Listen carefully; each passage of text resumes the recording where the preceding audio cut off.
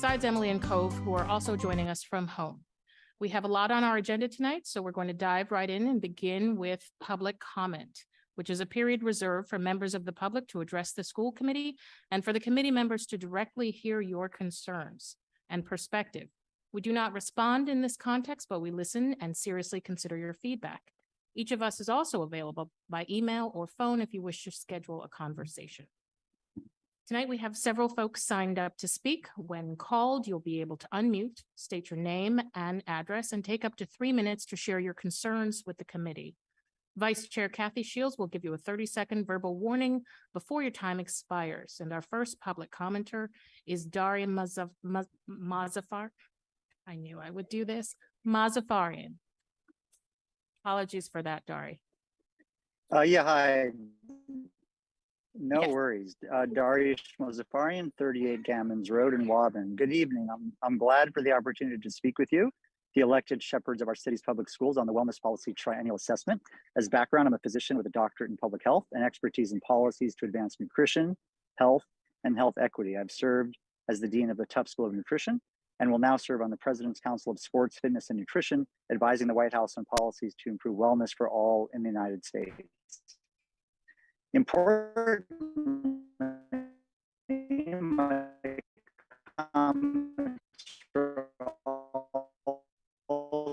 Sorry, you're breaking up. My lived experience as a parent with 3 children in Newton Public Schools, now ages 14, 12, and 10. COVID-19 has shined a light in nutrition security. So I'll do my best. Can you hear me? Can you hear me? In Can you 15 hear me now? Can you hear Please. me? Can you hear me again? Yes, we can hear you. Please continue. Sorry, I'm at Oak Hill coaching a soccer game. Sorry, not great signal at Oak Hill. No. COVID-19 has shined a light on the burdens of poor nutrition in our country and the inequities in food and nutrition security. These problems start in childhood, and healthy eating in kids reaps major rewards for the rest of their lives. Food and nutrition can no longer be a background priority. I applaud several of the proposed changes, including specifying that food served meets the criteria of the Healthy Hungry Feed Kids Act, that nutrition education is sequential, comprehensive, and integrated into the broader curriculum, and that school gardens are encouraged. I also applaud the proposed revision in section 4.7 to, quote, schedule meals at appropriate times and provide 20 minutes for students to eat those meals, end quote. This is a needed update and consistent with the evidence and the CDC standards that students need a minimum of 20 minutes seat time to eat their meals. However, without clear language to schools that this 20 minutes represents seat time, not total time, these standards won't be followed. Schools will schedule 20 minutes for the total meal period, which translates into only about 10 minutes of seat time or less. As the CDC states in its guidance on school meals, and I quote, the distinction between adequate seat time and the length of the meal period overall is important because many activities shorten the time to eat, including using the restroom, hand washing, walking to where the meal is served, waiting in line, selecting items for the meal, waiting to pay, walking to the table, socializing with friends, and bussing trays after the meal. And I continue, quote, studies have shown that providing more time for lunch is associated with higher consumption of fruits and vegetables, higher consumption of helpful nutrients, and lower food waste. You have 30 Studies seconds. Okay, well, I lost time with the thing. So I'll just end by saying this is especially critical for equity, given that lower income students who need to wait in line for their meals will have less time than students who are able to bring lunch from home. Therefore, one simple, sensible amendment to the wellness policy is needed to ensure better nutrition, health, and health equity for all children in Newton Public Schools. The wellness policy should specify that 20 minutes of seat time to eat meals will require at least 30 minutes for the total lunch period. Thanks for your attention and commitment. Thank you very much. Up next, we have Juliana Cohen. Hi, good evening. My name is Dr. Juliana Cohen, and I'm a professor of nutrition with faculty appointments at the Harvard T.H. Chan School of Public Health, as well as Merrimack College. And I'm speaking today because I heard from colleagues, including Dr. Mozafarian, about the proposed policy and thought it might be helpful to share our research with you today. For the past 15 years, my research has focused on school-based interventions and policies to improve children's nutrition, as well as academic performance. And I've specifically examined the amount of time that students have to eat in diverse school districts across the United States. And this obviously is a complicated topic, but we have seen consistent findings across schools that have implemented longer 30-minute school lunch periods. So today I'll focus both on the common concerns and our research findings. First, I'd like to speak about the nutrition benefits of longer lunch periods. Our research has found that students eat significantly more of their vegetables, their fruit, milk, and entrees when students have 30-minute lunch periods. And importantly, our research has found that all students benefit from this policy, with the greatest benefits observed among those who come from lower income households and rely on school meals, and therefore this overall promotes nutrition equity. Second, there are often concerns around disruptive behaviors in the cafeteria. Our research has actually found that longer 30-minute lunch periods leads to calmer lunches as students are no longer rushing to finish their meal. Additionally, our research has found that offering recess before lunch can be a successful strategy to create a calmer lunchroom environment when paired with longer lunch periods. Lastly, people are often concerned about the impact on academic performance, particularly when the length of the school day doesn't change. In our studies, we have found that in fact, students are more efficient learners when they have longer 30-minute lunch periods, and there are typically fewer disciplinary referrals. Additionally, our research has found that longer lunch periods provide students with more opportunities for social and emotional learning, which is critical for students and especially needed as we continue to recover from the COVID-19 pandemic. Overall, our research has found that providing longer 30-minute lunch periods is one of the most effective and sustainable school policies to promote both student nutrition and academic achievement. Thank you. Thank you very much. Up next, we have Lisa Ophir.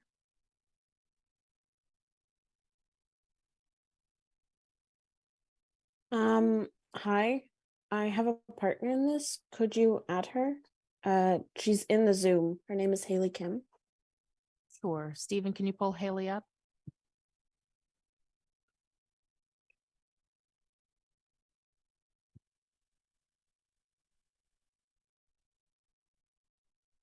Hi, Great. Should be thank ready. you. I was just wondering if you'd allow us to screen share because we did make a very short presentation for this. I'm sorry, we did express in the prior communication that we weren't able to accommodate that request. So please go ahead with your verbal part of your comment. And you can certainly Okay. share with the committee your presentation by email. Okay, so we were going to talk about funding for the art departments in Newton South High School and across Newton. And the issue being Newton South's art deserving more funding. The impact of on students for lack of funding is really big and causes losses of classes and changes in curriculums that really accommodate students poorly.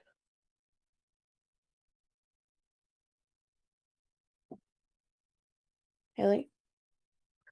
Yeah, sorry. So there's also an impact on teachers where a lot of other teachers have better job security, whereas because our teachers never know what classes will run, most teachers feel insecure in their jobs, which I think we need to do a better job of supporting our educators. And what we need is more funding per person and more support for our teachers and learning exploration, as well as arts, visual, and performing. And then just for why people should care about this, why you should care, is art is a creative outlet for students. It's a form of our self-expression. It's a break in the day, especially at places like South and Newton because it's a competitive school district. Art helps create well-rounded students while balancing our mental health and our creative outlets.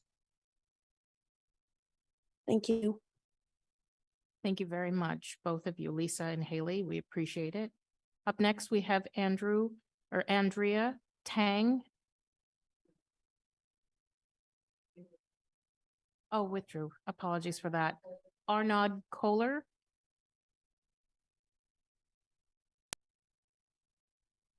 Hi, thank you. Hello to the Newton School Committee members. My name is Arnaud Kohler. Andrea couldn't make it today, but I'm a junior at Newton South High School and I live on 59 Garland Road. I'm here today to discuss sustainable transportation in Newton. According to the US Energy Information Administration, the largest contributor to greenhouse gases in 2021 was transportation at 28%. Here in Newton, one area where I believe transportation emissions can be cut down is the number of people who drive to school. As a junior, I know plenty of people who drive to school every day and plenty of people who also plan to drive next year. In order to reduce the number of people who drive to school, my proposal is to increase the campus parking price of Newton South. Because although Newton South is already increasing the parking price, this parking price of $400 is the same as the bus pass. And so while driving also does come with additional costs such as fuel, if we make this difference more obvious, it'll promote people to go to school with other means. It'll incentivize students to take public or other green forms of transportation as well. Finally, although it's small, this increase can also provide more budget to the school committee during this strenuous time.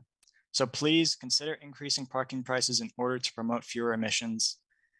Thank you for your time and have a good day. Thank you, Arnold. Appreciate it. Up next, we have Tim Kazanov.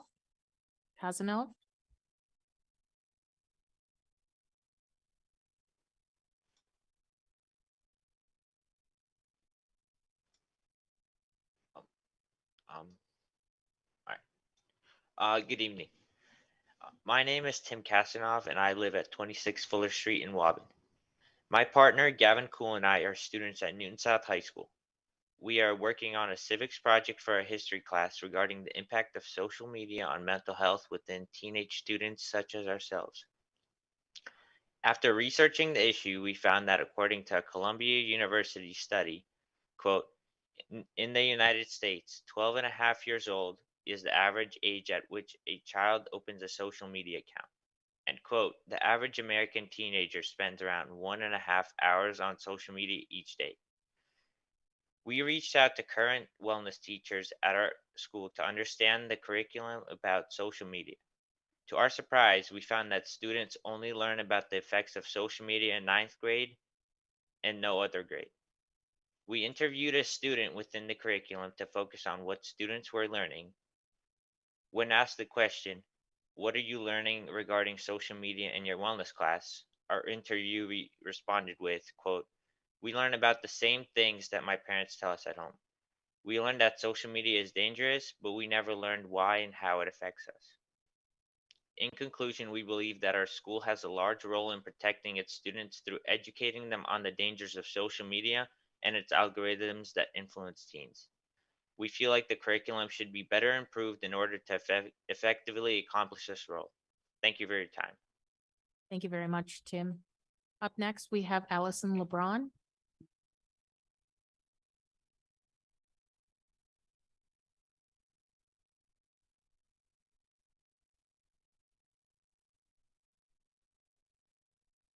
Hi, my name is Allison LeBron. I live at 83 Fairway Drive, and I'm the parent of 2 students at Newton North. Thank you for giving me the opportunity to speak today. I've been closely monitoring following the NTA contract negotiations. I'm deeply concerned about this process, and I believe that other Newton parents should be as well. Less than 2% cost of living adjustment each year, adding 3 work days to the teacher's calendar without extra pay. Teachers can be assigned extra duties during their planning and prep time, again, without extra compensation. Kindergarten classes without full-time aides, taking away the cap on high school class size. Clearly, in addition to not serving the needs of students, these unacceptable terms are ensuring our teachers and school-based staff feel demoralized and devalued. At a recent school committee meeting, Liam Hurley shared that in a typical year, there are 12 to 14 vacant educational support professional positions. This year, there were 100 vacant ESP positions. Why? Because ESPs in Newton are not paid a living wage. The current number of vacant positions is unacceptable, and all of our students suffer if it continues. Finally, I've been reviewing data about educator salaries in Newton. I find the salary charts on the school committee website to be slightly misleading.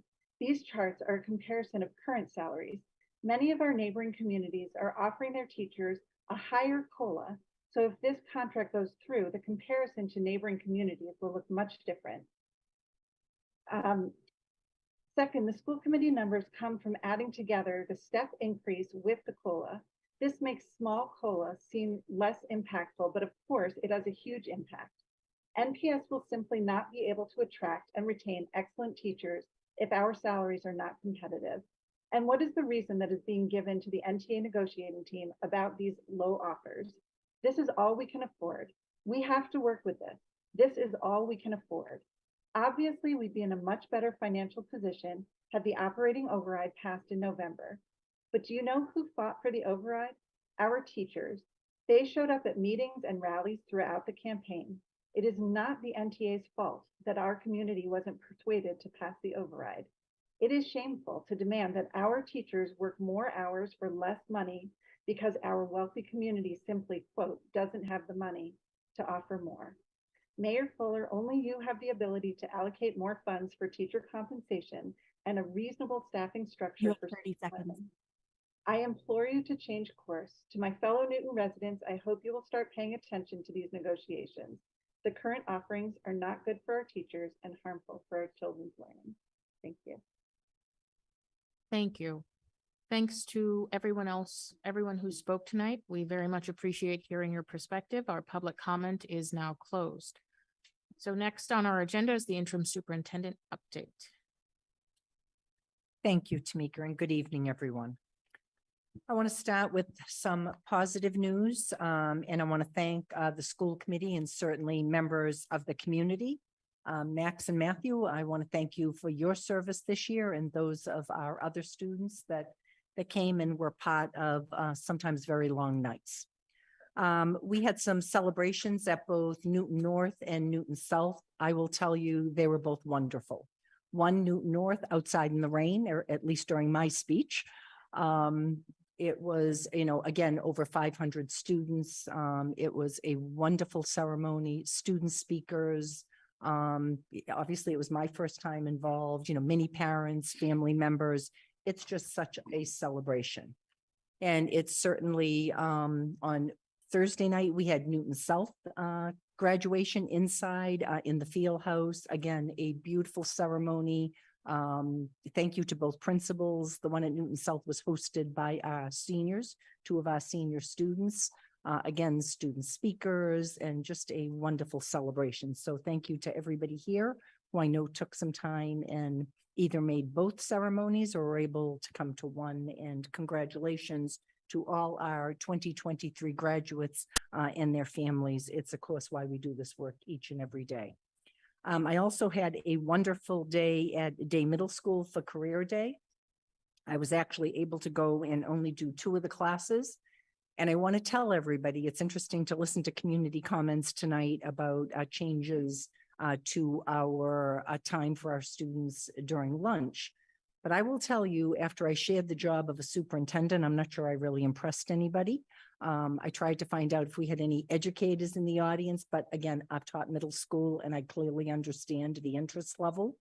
What they were interested in when I opened up the conversation, I really do think it speaks to, and I don't want to blame everything on the pandemic, but coming off of the pandemic, understanding even for our seniors, they were freshmen when the pandemic hit.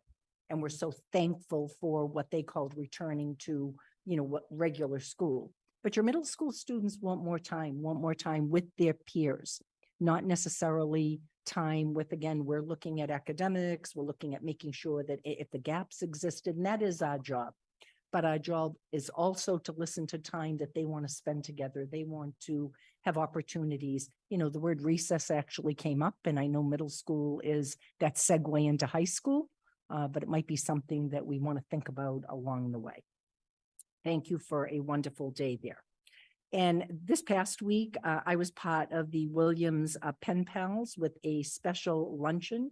I think the best part was watching the 5th graders go around, whether it was myself, so many community members, a number of you present at this occasion that's gone on for a long time.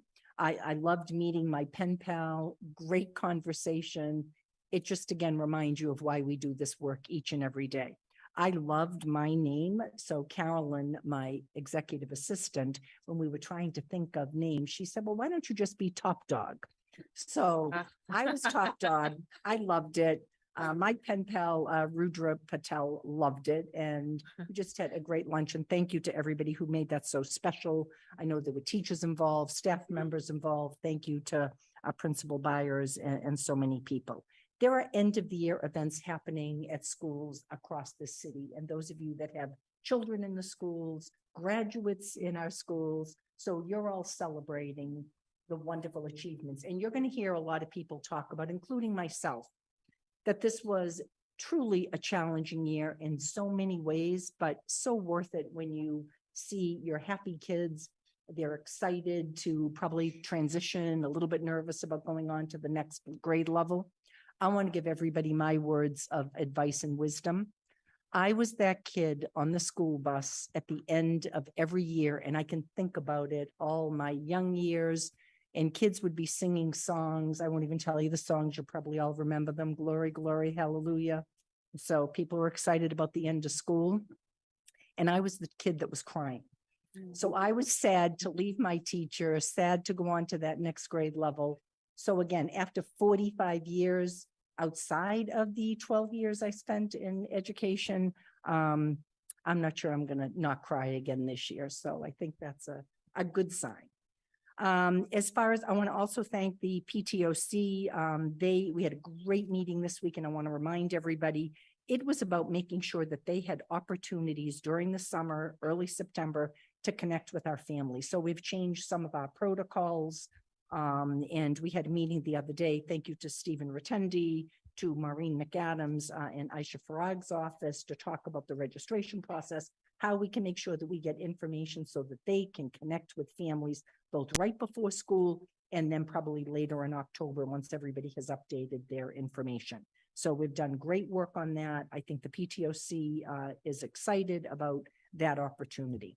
I also want to talk about, I had the opportunity to go to the METCO 2.0 conference in Framingham over a week ago. Lisa Gilbert-Smith worked hard to bring probably about 20 of our teachers to attend this conference. Dr. Anna Nolan, I think, was one of the speakers that welcomed everybody. I got there a little bit late that morning because of the career day at Day Middle School, but I got to hear the keynote with Dr. Christopher Edmond, an author and motivational speaker. And this is always so good for all of us to have this professional development to remind us why we continue to do this work even during challenging times. So thank you to Lisa, to METCO for just wonderful opportunities all year long. I want to thank again the City Council, Mayor. The City of Newton's budget has been approved for FY24. That was no easy feat. I know it's a challenging budget, but we have a budget as we begin on July 1st, 2023 for next year. And I guess I want to close by talking about my own calendar working group. We've met over 6 times. We just had information shared with us, which we will present to you next Tuesday because of the Juneteenth holiday. So again, a lot of work. This involved our students, it involved staff members, it involved parents, it involved an NTA representative. Chris and An Ping joined me. So we're really looking forward to sharing that with you. And I guess with that, I mentioned Juneteenth. That happens next Monday. We have the holiday. I know that there are celebrations going on throughout the schools or lessons. And Mayor, you updated us on wonderful events happening, throughout the city. So that is my update. Thank you very much, Kathy. I will tack on that the city is hosting a Juneteenth celebration at the Hyde, which I hope to see many of you there. It should be a good time to celebrate and honor the history and the legacy of Black Americans in this country and Black businesses, but also to have a little bit of shared fun, which is always, always welcome. And on that note, Kathy, you're 45 years in education. I'm glad that you're having some of the shared fun of the Newton Public Schools, if only on the way out of them this year. So any other questions or comments on something in her update? Great, thank you very much. Continuing on, we have our consent agenda. There are 4 items on tonight's consent agenda. They are approval of minutes from February 6th, February 7th, and February 15th. Approval of out-of-state field trips as detailed in the memo from Toby Romer, Assistant Superintendent of Secondary Education. Approval of the wellness policy revisions that were discussed during our last meeting, and approval of the Underwood Ward mission statement and guiding principles also discussed during our last meeting. I'm assuming that most of the committee, if not all of the committee, would very much like to pull for discussion the Underwood Ward mission statement and guiding principles. And so we will hold that item for discussion immediately following the consent agenda. Is there another item that a member would like to pull? Go ahead, Paul. I think it won't take very much time, but if you wouldn't mind pulling the wellness policy off also. Sure. Thank you. All right, so remaining on the consent agenda, we have the approval of the minutes from February 6th, February 7th, and 15th, as well as approval of the out-of-state field trips. Is there a motion to approve the consent agenda? So moved. Thank you, Paul. Is there a second? Thank you, Rajiv. I'll let you officially say it before. I second. Thank you. Thank you, Rajiv. All right, so we have a motion and a second. We'll now do a roll call vote. Ward 1, Yes. Ward 2 is not not present. Ward 3, not present. Ward 4, yes. Ward 5, Yes. Ward 6, Yes. Ward 7, Yes. Ward 8, Yes. and Mayor Fuller. Yes. All right. Thank you, everyone. The consent agenda, those two items are approved as is. So let's take up the wellness policy discussion first, and then we'll proceed to the Underwood Ward mission statement. Thank So you. Paul, I'll turn to you. What did you Thank you, Tamika. discuss? I have a motion to make on this, and after I do it, I'll explain why. And I'm hoping this isn't controversial. The motion is to approve the wellness policy included in the materials for this meeting and to request the superintendent as part of the next formal review of the elementary school day to give consideration to the feasibility and benefit of extending the 20-minute lunch period to 30 minutes. I'll second that. We have a motion and a second. We'll now open it up for discussion. So Shall I go explain? ahead, Paul. One of the great things of living around here is we get to hear world experts like Dr. Mozaffarian and Dr. Cohen, who pointed out the difficulties of a 20-minute lunch period and recommending that we extend it to a 30-minute period, both for nutritional reasons and social emotional reasons and equity reasons. And I fully understand that doing that right now, right out of the box, would not be possible. We have so many conflicting issues within the elementary school day, and there are also labor issues, collective bargaining issues surrounding that. But I am aware that we are considering doing a review of the elementary school day sometime in the near future. And I'm just asking in this motion that the superintendent consider as part of that review, extending the feasibility and benefits of extending the 20-minute lunch period to 30 minutes. Great. Thank you for that explanation. Any questions, comments, further thoughts? Okay. So we have a motion and a second. We've discussed. We'll now do a roll call vote on the motion to approve the wellness policy included in the materials for this meeting. By the way, thank you for printing this out. And to request the superintendent as part of the next formal review of the elementary school day to give consideration to the feasibility and benefit of extending the 20-minute lunch period to 30 minutes. Ward 1. Yes. Ward 2 is not present. Ward 3 not present. Ward 4, yes. Ward 5, Yes. Ward 6, Yes. Ward 7, Yes. Ward 8, Yes. and Mayor Fuller. Yes. Thank you. That Thank you passes very much. unanimously. It's very sensibly done. Thank you, Paul. Okay, turning to the Underwood Ward mission statement and guiding principles. I'm going to ask Kathy Shields if you could please give us your thoughts, just your thoughts in general of where we stand today in your mind. Sure. So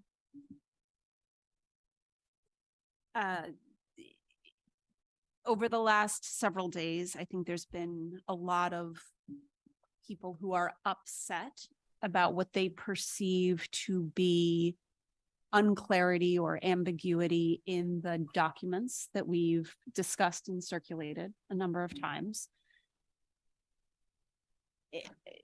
At the start of those discussions, I did not share that view. I'm not sure I still do share that view, but given that we have an abiding interest in making sure everyone knows what we're talking about it is probably worth having the task force discuss those documents further.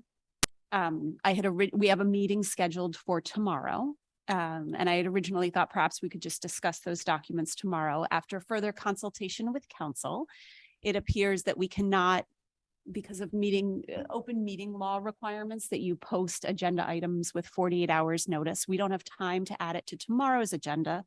But I think we can just add it to the next scheduled meeting, or perhaps even schedule an additional meeting of the task force to have the task force discuss those documents and then bring them back to the school committee in the future. And that would be my suggestion. Thank you, Kathy. Any other thoughts, questions? Oh, go ahead. Go ahead, Rajiv, and then Paul. Emily and Cove, I'm looking to you as well. Right. And I agree with Kathy's proposal. I've spoken with concerned parents, and I think we have the opportunity to be clear on the mission statement and what we want to get to. And one of the challenges, I think, is that what's included in here is really every single combination of what could be a long-term resolution, right? Update both schools all the way through a potentially having the students from those areas be assigned to other schools and everything in between. However, the concerns that were raised to me have more to do with what could potentially happen in the short term as a bridge to getting to whatever the long-term approach is. And because we've laid out the possibilities of what could happen in the long term, there are understandable concerns about what could happen in the short term that may not be expected, ideal, could be extremely disruptive, etc. And so this is a sensitive process. We want to make sure that the community is closely involved, that communication is very clear, that we leave as little room for, I would say, uncertainty as possible. So I certainly think it makes sense to take some time, ensure that we have good agreement, and are not communicating anything that is vague and potentially opens up concerns that may not be necessary. Thank you, Rajiv. Go ahead, Paul, and then Emily, I think you had a hand up. I'll defer to Emily first if you want. No, it's fine. Go ahead, Paul. Thank I don't have anything to add, so I was going to retract my hand raising. So go ahead, Paul. Okay. Thank you to Kathy and Rajiv. I agree with those comments, and I think Kathy, what you've proposed is right on target. One of the things that this effort brings to mind, given the possible conclusions of the task force, is a broader issue for the school committee itself on the degree to which we feel the future existence of smaller neighborhood schools is important versus fewer larger schools. And I think there's probably some difference of opinion in the world as to what makes the most sense. What I'm concerned about, and it doesn't have to be addressed in the next few weeks, but what I'm concerned about with regard to the task force is if it moves in a certain direction away from the approach of smaller neighborhood schools, and we as a school committee have not yet reached a policy direction along those lines, then we'll have the tail wagging the dog, or the cart before the horse, or whatever metaphor you want to use. And so I'd like to suggest that we spend some time over the next several months in whatever format you think appropriate, Tamika, to look at that bigger issue also, so that we have a context for the recommendations of the committee and perhaps might inform those recommendations. So that's my thought for the day. Great. Thank you. Do not disagree that would be beneficial. Okay. Oh, go ahead, Kathy. Yeah, I'm not part of the committee, as you know, I'm transitioning out, but certainly members of our central staff, are involved. And The one thing that continues to come up, I just want the community to know, we value certainly everyone's opinion. I know there's been elected officials, city councilors. This is the time to have those discussions and to understand when we have conversations here, we talk about what is the Newton School experience. What do we want our elementary students to have, whether they go to Ward, Underwood, Zervis, Cabot? So these are the conversations that we continually have here. And to me, when we put the interests of our students and families first, you will come to the right decision, certainly for the city of Newton. So I want you to hear that that is our discussion. That's been our discussion all year long. We encountered a few problems, early on this year.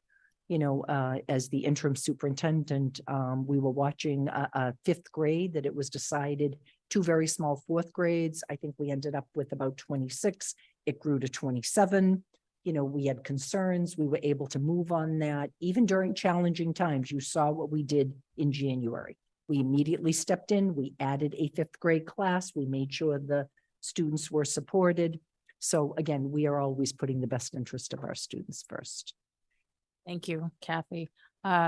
Where you ended is where I'm going to pick up in my own comments, which were that I think we have a duty to urge our community, our residents, our city councilors, even to resist the impulse to distrust our staff, our principals, all of the members of this task force that are going to be doing a really detailed, thoughtful, comprehensive job.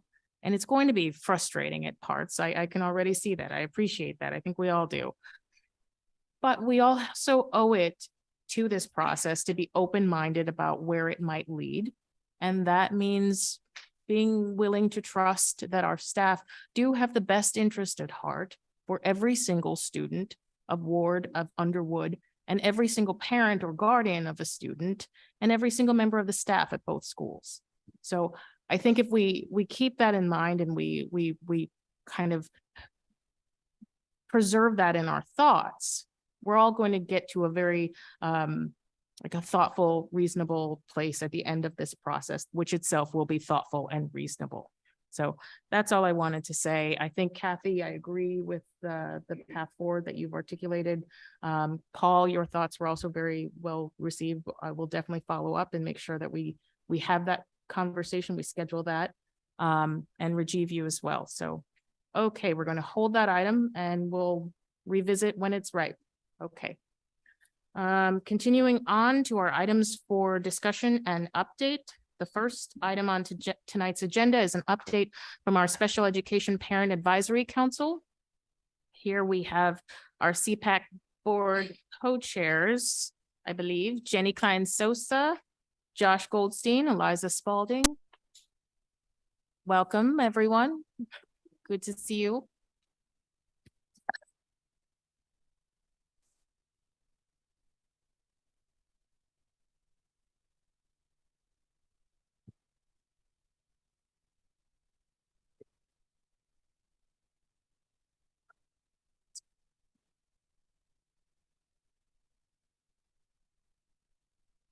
Good evening, everyone. My name is Eliza Spalding, and I am one of the co-chairs of Newton Special Education Parent Advisory Council, or CPAC. I am joined by my fellow co-chairs, Josh Goldstein and Jenny Klein-Sosa, who are here to answer questions with me. Tonight, we will review our board liaison and other key roles representation, CPAC's role and responsibilities, community engagement and advisory efforts. We will then close by looking ahead to the next school year and words of gratitude. We were fortunate this past year to have many dedicated volunteers serve on the board and in other key roles. These volunteers have shared their expertise, talents, and countless hours in service of the CPAC community. Thank you. School committee representation at our monthly open board meetings continues to be critical to supporting open communication between us. Thank you, school committee, and in particular, Paul and Tamika for making this a priority. Beyond the CPAC board, we have a network of liaisons who represent CPAC and serve as a resource to families and school administrations within their home schools. Thank you, liaisons, for your dedicated service. Per Massachusetts general laws, every school committee is required to establish a Special Education Parent Advisory Council, or CPAC, to advise the school committee on matters that pertain to the education and safety of students with disabilities, to meet regularly with school officials, to participate in the planning, development, and evaluation of the district's special education programs, and cooperate with the district on an annual workshop on the rights of students, parents, and guardians under state and federal law. We fulfill this role and these responsibilities through communication with school committee members at our open board meetings and speaking at public comment, monthly meetings with the Office of Student Services, and facilitating an annual basic rights presentation for the community. Beyond our statutory role and responsibilities, we strive to support our community through our monthly open board meetings, educational presentations, community building events, listening to community suggestions and concerns and sharing them with the school committee and central administration staff, fostering existing partnerships with the school committee, Office of Student Services, Office of DEI, and PTOC, and new ones for us this year with LPAC and Forge. We understand our different roles, overlapping goals, and the greater impact we can have through working together rather than alone. In our advisory capacity, this has been a full year of many important topics. CPAC board members participated in hiring committees for our new superintendent and assistant director of DEI. We followed up with the Office of Student Services on the external evaluation done on secondary special education programs in 2020 to measure their effectiveness. And due to the change in leadership, this requires continued follow-up. We've worked with a broad cross-section of general education and special education NPS parents to better understand potential changes coming for our early literacy curriculum.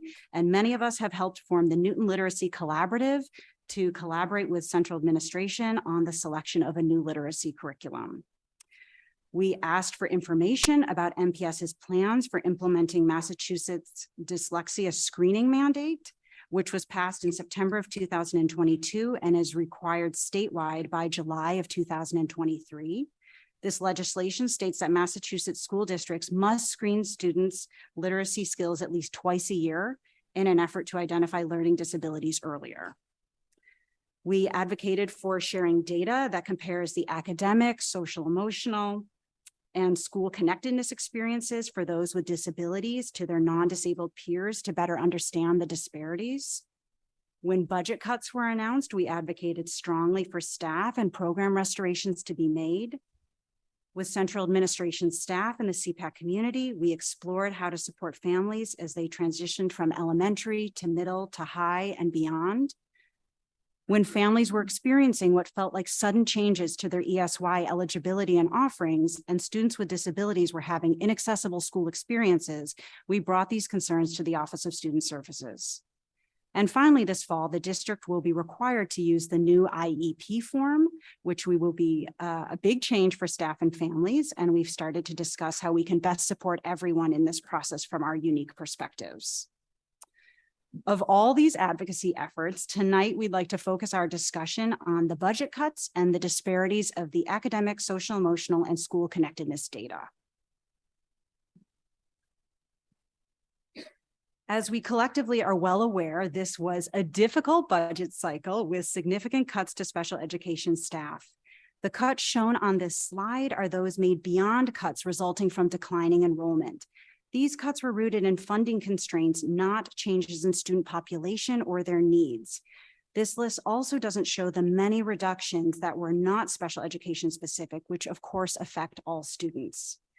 The reality is that these special education reductions will lead to greater caseloads for staff that will result in less individualized classroom experiences for all students, and especially for students with disabilities.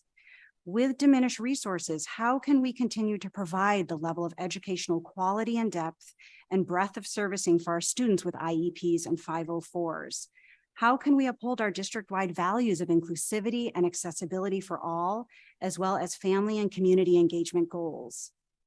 Although the budget has been determined for next year, we know the superintendent has the ability to shift resources in response to need.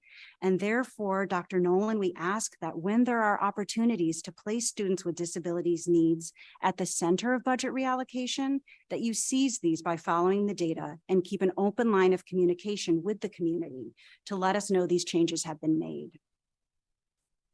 As many know, the renaming of the Understanding Our Differences budget line to Disability Awareness Education and the overall reduction of resources towards these efforts have been incredibly charged for the CPAC community. Suddenly eliminating a program that has been deeply rooted in the Newton Public Schools community for 45 years without a meaningful effort to discuss how the partnership could be preserved has left many in our community feeling unheard and not valued for their contributions. And the fact that a concrete replacement for the program has not yet been named has left everyone feeling like disability awareness education is not valued by NPS. As CPAC board members, we have had the privilege of working closely with central administration staff and know how much they do value the community and disability awareness education. Therefore, as we have conveyed to Dr. Anna Nolan and central administration staff on behalf of the majority of the CPAC community, we ask that you reopen a conversation with Understanding Our Differences to understand if there are ways you can work together, and more broadly to invite the NPS community into your process of thinking about how to create meaningful disability awareness education with vulnerability and transparency. Disability awareness education is an incredibly complex topic that we believe NPS will only be able to make progress on by including a broad cross-section of stakeholders, and especially disabled people and students. Although some of the information on this slide was presented to the school committee this past fall, we believe it bears repeating because of the systemic inequities it highlights that we collectively must maintain our focus on so that we can solve them together. Who are NPS's students with disabilities? Students with disabilities are approximately 18% of students, despite an overall decline in student population. The majority are served in district via inclusive classrooms and district-wide programs. Out-of-district placements have reduced in recent years and currently are at 4.8%. From the 2022 Youth Risk Behavior Survey data, we know that compared to non-disabled peers, NPS's high school students with disabilities reported higher rates of mental health issues, risky and violent behaviors, substance use, and experiences of discrimination, and they reported feeling less connected in their school communities.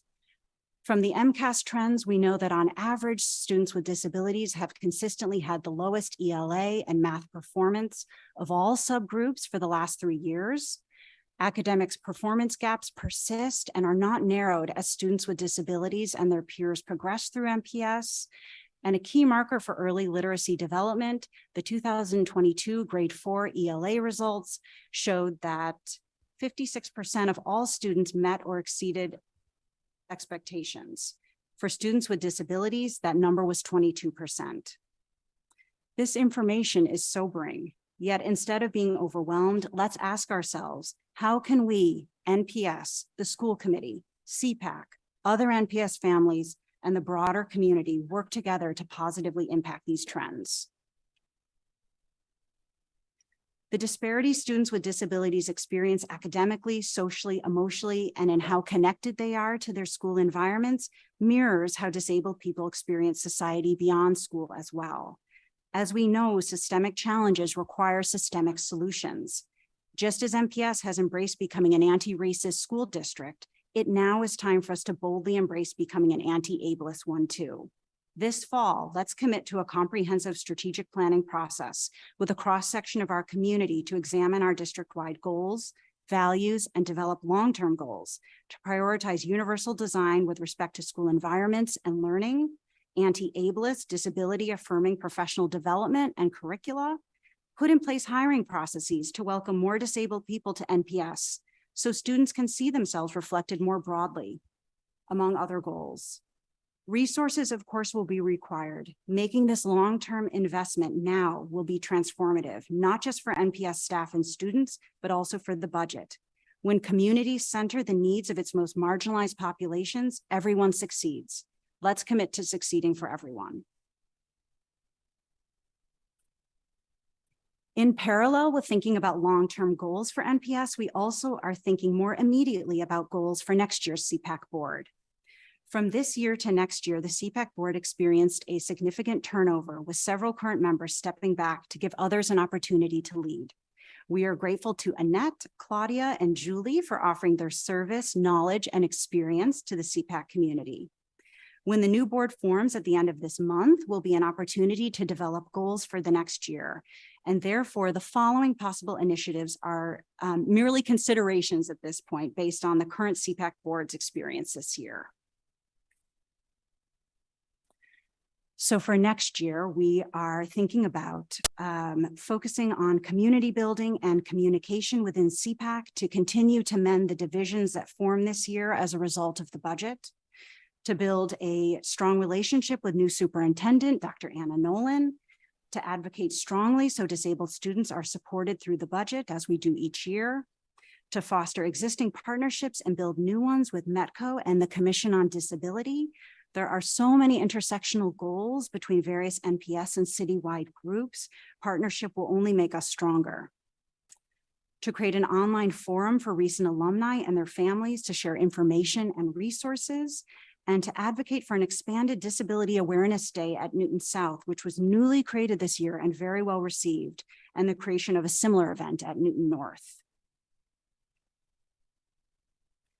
In closing, we are grateful to the NPS educators and other staff members who strive to make meaningful connections and a positive difference in the lives of students with disabilities. This year, parents and guardians submitted 238 nominations to recognize 200 NPS educators and other staff members. We will scroll through their names now and collectively celebrate their contributions.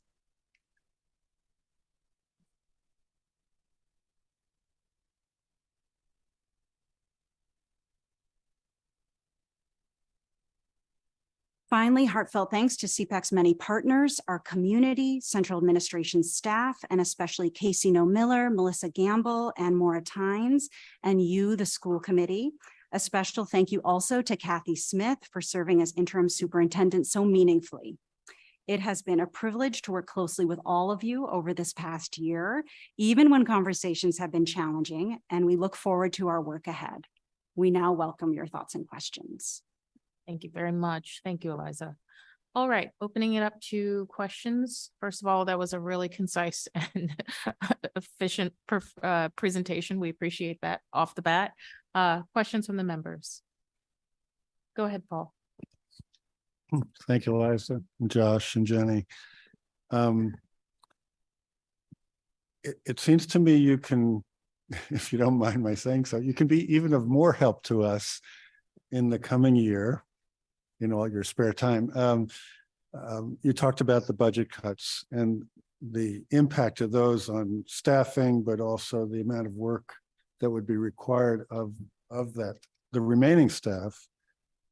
And I, for one, and I'm guessing Dr. Nolan and Casey would find it very helpful if, as the year progresses, if you report back to us on things you're hearing from families about those budget impacts. In other words, are we getting by okay, or are there holes that you're seeing, or inequities that are emerging? And I raise that because although we vote on a budget each spring, and the mayor gets her budget approved as well, the superintendent has a certain amount of discretion actually quite a lot of discretion during the year to make shifts in the line items in the budget. And I imagine that our superintendent and senior staff would find it useful to hear about things where mid-course corrections could occur. Mm-hmm. So my request to you would be to participate in that way. I can only imagine that they would find it helpful. Thank you. Yes, thank you, Paul. We appreciate that. Thank you, Paul. Any other questions, thoughts? Go ahead, Rajiv. I have to defer to others, but so this shouldn't be too long. First, I want to thank the CPAC board the one that has just stepped down. Eliza, thank you for continuing. I know it can be a very challenging and sometimes thankless role in which to step up and represent the community. And thank you for having taken it on. Thank you to the new board for stepping up. I did recognize Julie Swersey's name, and I'm very happy to see her step up again. I know she'd taken a break for a little while. So a couple of thoughts on this. I encourage everyone, I know my fellow school committee members have already read the longer report that the presentation was based on. But I certainly encourage the community to read it as well, because it includes data showing the disparities, the performance by students with disabilities, and that we haven't made much headway in actually addressing those. We also, I think, only recently have been breaking out that data and looking at it in over the last couple of years. So we need to continue shining a light on it, and I think we are all in agreement that we will. And we need to think about how to address those challenges in a way that is consistent and is going to lead to lasting changes. So I offer our partnership for that. I think you've had it already, but we can certainly grow that. I also do think that as new programs are put in place by the school district, so citywide programs and other initiatives, it is important to get collective input from the CPAC on those programs to consistently communicate through the CPAC to families, because I think there is a difference in how communication directly from the school district versus communication from fellow parents is seen. So I encourage you to continue doing that. I know you have been, but we have some good things happening in terms of new programs coming into play over the next couple of years. Investments that the school committee has made in those programs, we need to make sure families are aware of those and why they are going to be, I think, incredibly beneficial for the students who are enrolled in them. So thank you. Always good to see this, and there's clearly more work to be done. Thanks, Rajiv. Go ahead, Anping. Thank you. First, I have to offer my apology for coming late, and for some reason my badge was not working and I was stuck outside.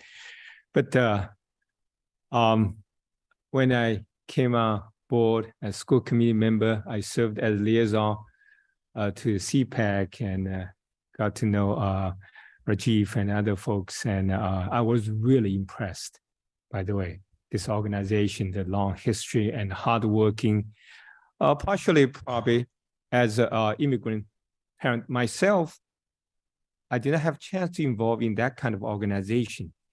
And also later, I served as liaison to the LPAC, and I could see the huge difference here.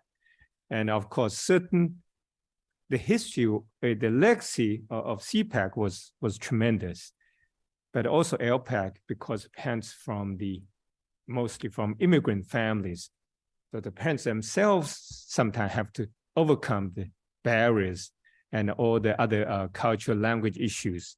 So I noted that within the special need families of the Asian and Chinese speaking families, because they came to me as how to help. And I realized when I looking back at my son, who had ADHD, which was very severe, but we were very tentative, or we even did not know how to approach school, say, oh, my son needs some special education. And I never asked that question. My son's 36. And recently he realized he still needs to take some medication for ADHD. I said, wow. When he went through the school system, he had some challenges, but luckily I got involved. But I'm wondering whether we should have contact school for more services and support. Now looking at those families who came to this Newton, and especially newly immigrant families, I recently attended a presentation offered by a Chinese-speaking doctor on the autism, and she spoke very deep about the medical, psychological, mental issues, and she has been doctor here for many years, so she knows. And I realize a lot of stuff we need to be educated, and so. You know, Reggie, you probably still remembered, I talked to the Newton group of the Chinese-speaking families. I helped them to organize a special education group. And I talked to the leader of that group when, you know, when you board discussing, hey, we need a new board members, so please help us to recruit. I talked to the leader and I asked her to contact Rajiv, introduce her to Rajiv to hopefully they will join the group, because I have a strong feeling that some minority families, especially immigrant minority families, there are many reasons why they're very tentative, because I was one of them. Even though as an educator myself, I never really advocated for my son, say, hey, look at my son, do some more analysis, or, you know, to see if he needs IEP and other things. So anyway, I really appreciate you guys' work, and this is important, especially after the COVID-19, and the needs are tremendous. And of course, unfortunately, the school budget issue. So we had to make some cut, which is very unfortunate. So quickly, my last question is, our special needs student population seems decreased from past few years, from close to 20% now to 18%. I'm just wondering, any thoughts about this? Could be many reasons. And I'm just curious if there's some families who are still looking for support, or they did not have support, or like immigrant families, they probably even were not aware how to seek support for their own kids. So anything school committee should be aware, anything, I'm just wondering if anything we can be more proactive. Thank you. So thank you both for those comments. I think I can speak a little bit to the percentage. So if you look across the last 5 years, we've been pretty consistent around 18%. So it was 20, I want to say maybe 8 to 10 years ago. But in recent years, we've actually been pretty consistent, and that's with the declining enrollment overall in our district. So I feel like the 20 to 18 tracked with the state. So I don't know if there's something to, you know, more accurate diagnoses, more, you know, the IEP process refining over time in terms of eligibility evaluations and provision of services. But I think the 18 is kind of where we're landing right now. And I think that's consistent with a lot of our neighboring districts as well. To your point about, you know, cultural and maybe even language barriers to accessing services for some families, I think that's a really real issue. And we have quite a large immigrant population in our district in particular. And one of the things that we worked on this year is really reaching out directly to LPAC in various ways. I mean, one of them is really just to talk with them about our systems. Special ed parents, we've got long histories here of advocating for our kids, good systems in place, you know, learning from one another, from parents who have gone through the system before us, really around that IEP process and what all the steps need to be taken to access services for our kids. And I think for the LPAC population, it's so diverse. There's all different languages, all different countries that folks are coming from, many different experiences, many different kinds of cultural influence on even comfort level in asking questions. So we've really tried to partner with LPAC to help them learn from our systems that we have and others before us and in previous boards have developed over time in disseminating information to other parents. and even just having regular meetings and holding educational opportunities for our families to get information out there. But also to be a resource to LPAC, sort of a partnered resource for those families. And I think we need to do a better job of making sure we have all of us, MPS, us as the CPAC, even LPAC, you know, in terms of accessibility with languages, for example, for all of the meetings, to make sure that they're available to folks who want to attend in languages that that fit their needs. So I think, you know, just something as simple as translation and is so meaningful and so important as a first step. And we've been trying, but there's a lot of work there that still needs to be done. And if it's okay, if I address also a couple of the things that Rajiv mentioned earlier, we talked, I think one of the ways to help inform what our community needs is to talk about things like enrollment projections for special ed populations in concert with discussions around the budget. So every year, I think it's like January, Katie Hogue comes and she gives her enrollment projections. And really, I mean, what she does is extraordinary work and really meaningful and really informs that budget process. But I don't think we see those projections specifically for the special ed population. And so it's a little bit difficult for us on this side to see the cuts when we don't see what the anticipation is in terms of what that population is going to look like over time.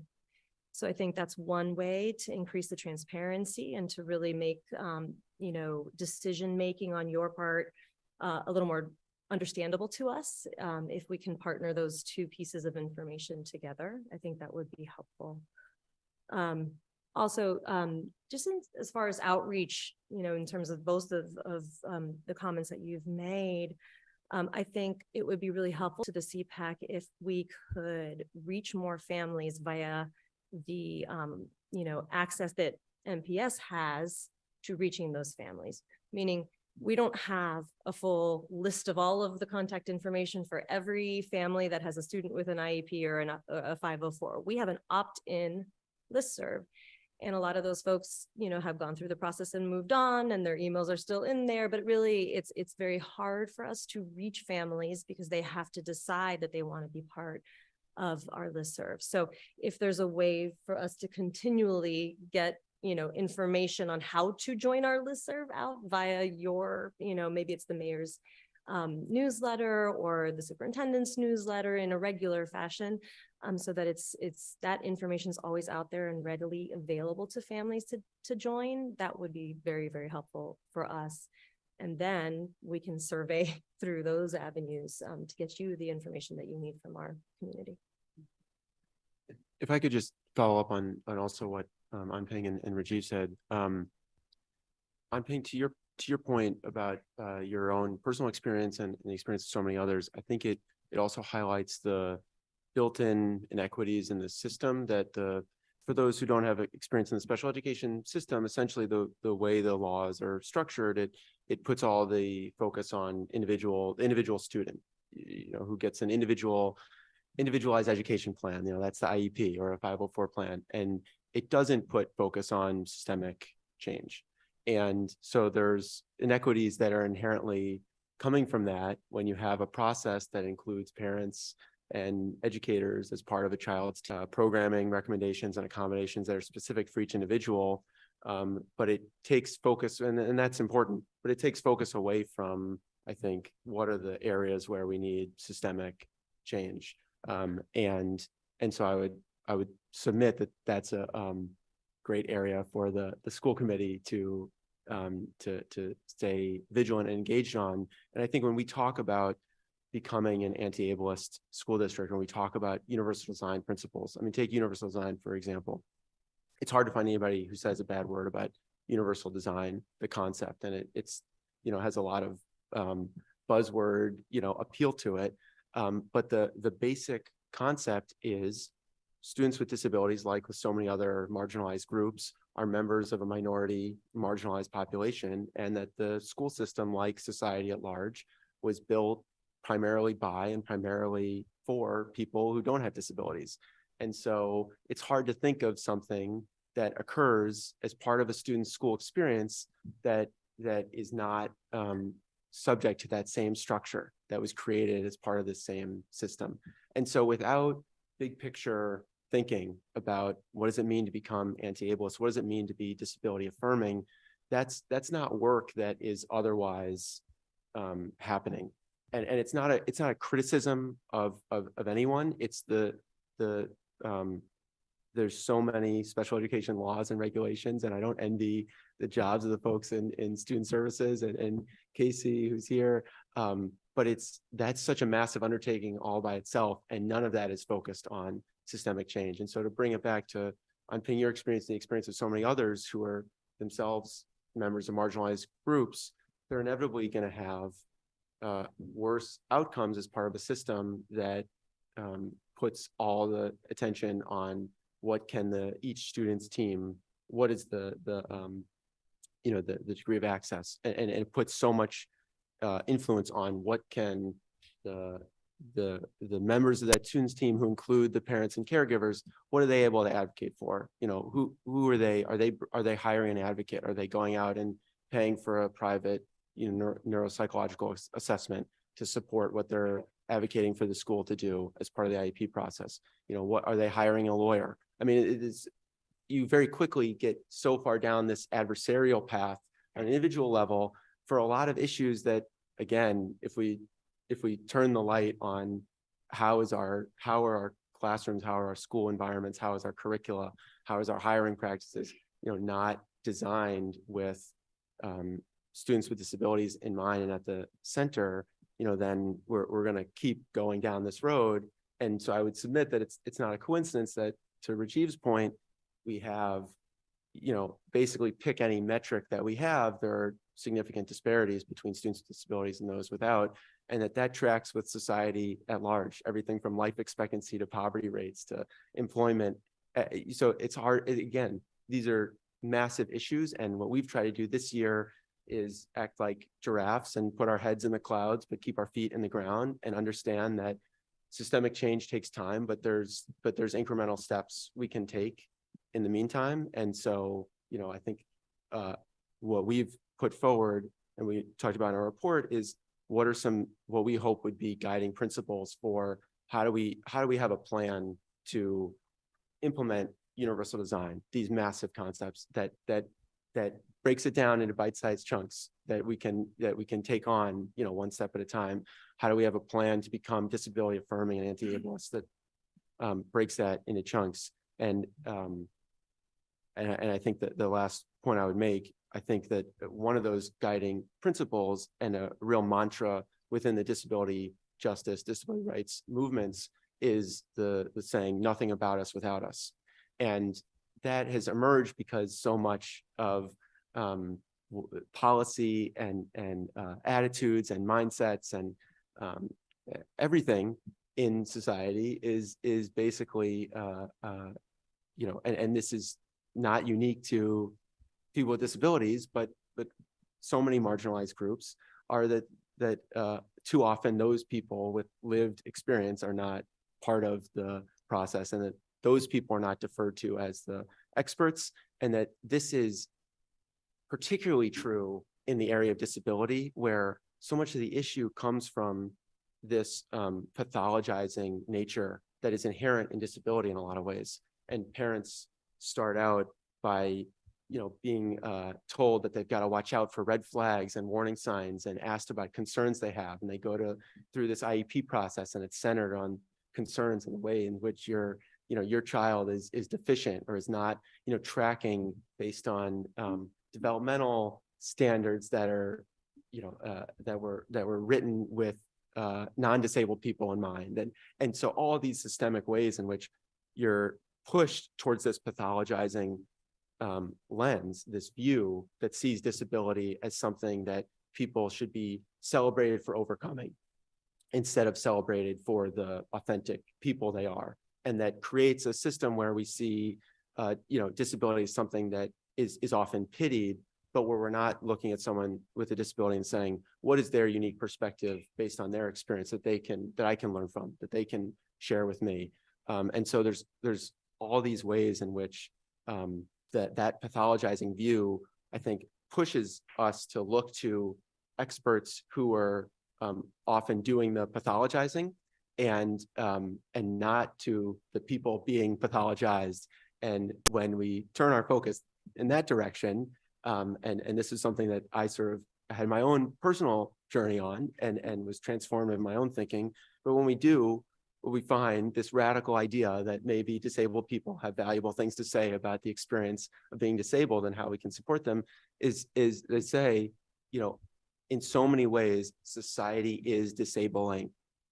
The focus of society is, you know, so many people are looking at us and thinking, you know, I feel sorry for you because you do X, Y, Z, you have these impairments.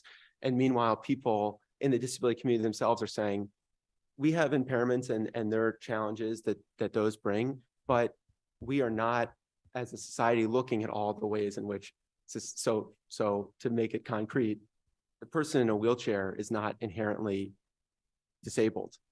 When the building doesn't have a ramp, when the only access point is through the back door, you know, when systems are created in inequitable ways, then it's society that's doing the disabling.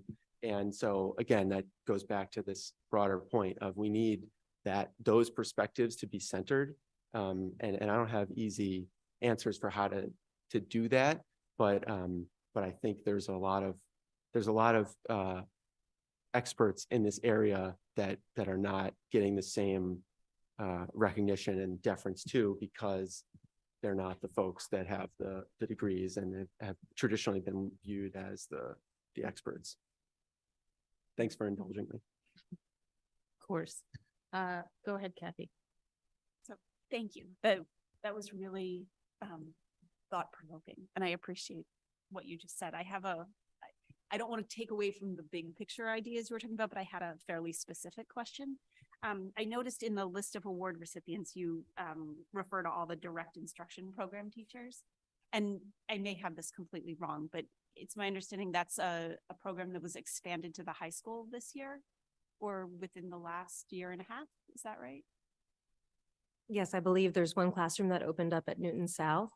But I believe that the award was intended for the DI program at Oak Hill specifically. Oh, okay. So my question was, and it may just not be something you're sort of prepared to talk about. My question was about the expansion of that program at the high school level, because I remember hearing a lot of advocacy about like the parents and families' desire for that expansion. And I was just curious if that was what the award was about. It sounded like it had gone very well, and I was curious about that. But if that's not what the award is about, then perhaps I'll just hold my question for Casey in the future. I don't know if you have anything. So all I can say to that is that the award wasn't specifically for the high school expansion of that program, but in many conversations that I've had with families who have children in the high school part of that program, they're very pleased. They're feeling very well supported. And you're right, they advocated really hard to make that happen, and they're glad for it. And it's serving the needs of their students very well. One more, go ahead. Just wanted to add to that in the sense of there was a lot of parent advocacy because the DI program was very successful in middle school. And we have a challenge sometimes, and it's often budget based with figuring out the right program at the next stage of the schools, right? So for instance, my son was in a program in middle school that was a really good fit for him. There was no natural progression. That program is going to be extended or is about to be extended to the elementary schools, because for a certain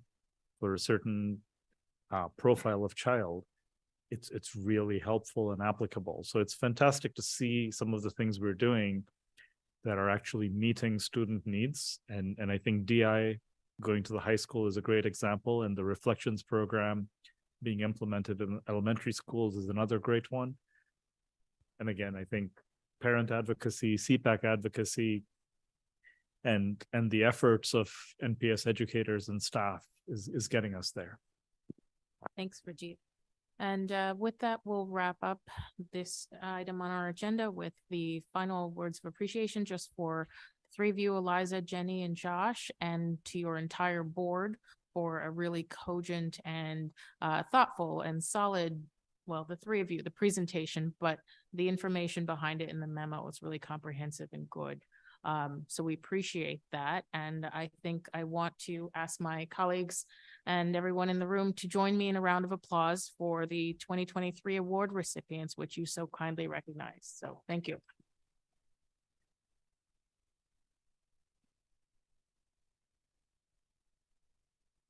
Thank you very much.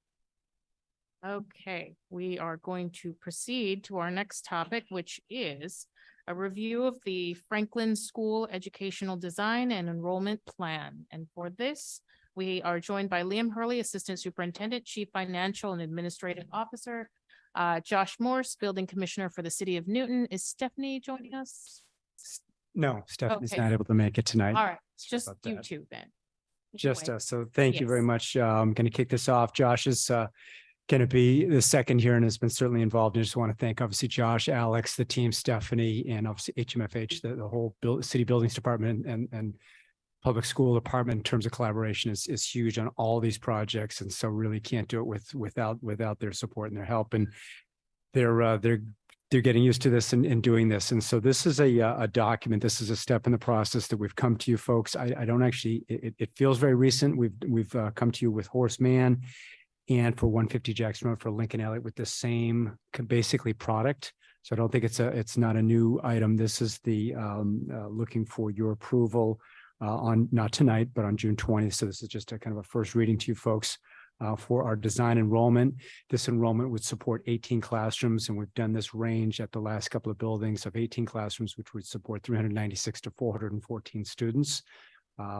The second part of the memo is basically the template that we use. So we then take that design enrollment and it really kind of spits out an Excel file of how we break that building out from a square footage space. So it really shows the square footage of the classrooms. It goes into special education and resource spaces and support staff, PE, gym, art, music, all the rest on down the line to show a building. This building, and there'll be slight tweaks along the way. This building would be at, and this design would be just under 70,000 square feet with this piece here.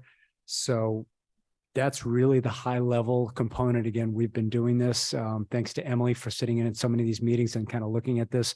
You've got a comparison here as well with the other larger buildings, certainly Angel Service Cabot, and as well as a comparison with the MSBA. We're pretty close to the MSBA. We've got a few additional things that we put on there as well. So Josh can add hours to what I've just presented to you there, but I would just, yeah, please don't, right? But just want to open it up to you. So the basic facts are this 18 classrooms, which has been kind of the model that we've been looking at, 396 to 414. And you've got kind of a template there, and there'll be little tweaks along the way as we kind of get into that. We've got our owner's project manager now on board as well. So CHA, in addition to our architects, HMFH. So great team. I'm very excited. And obviously this would not be at all available if we were not for that debt exclusion override. So Franklin was the other piece along with Countryside. So that's a key piece of news that we got out of the road that I certainly need to celebrate. So Josh, feel free. What else? What did I miss? And what else do you want to add? Yeah, just real briefly, I was going to add that similar to what we've done on our previous projects, like at Lincoln Elliott, we will be citing a location for a 4-classroom addition should we need it. So great comment by Rajiv, I believe, on Lincoln Elliott. We're carrying that forward on all our projects, as well as our approach to the, so it'll be an 18-classroom, 3-section school, but we'll look at that 4th kindergarten classroom as well, which allows us to absorb a bubble while we, in the future, should we need it, while we plan for that addition, should we need that. And in addition to the 18 classrooms, this is also planned for 2 additional to be determined special education kind of dedicated classrooms as well. So it's certainly something Moore has been working with us on. I don't think it's yet to determine what we're going to do there, but we've been trying to, have those spaces, in program kind of as part of the base program if we can. Emily, I saw you wanted to add something. Yeah, so as usual, Josh and I, same wavelength. I was going to mention about the how the plans will include 4 additional classrooms if we do need extra capacity going forward in the future. I was also going to mention that the special education classrooms are for citywide programming, not just for students who are districted in Franklin. But yes, a very, very similar process and feel that we've been doing with our other recent school buildings. So. Great. All right, opening it up to questions. Rajiv and then on Ping.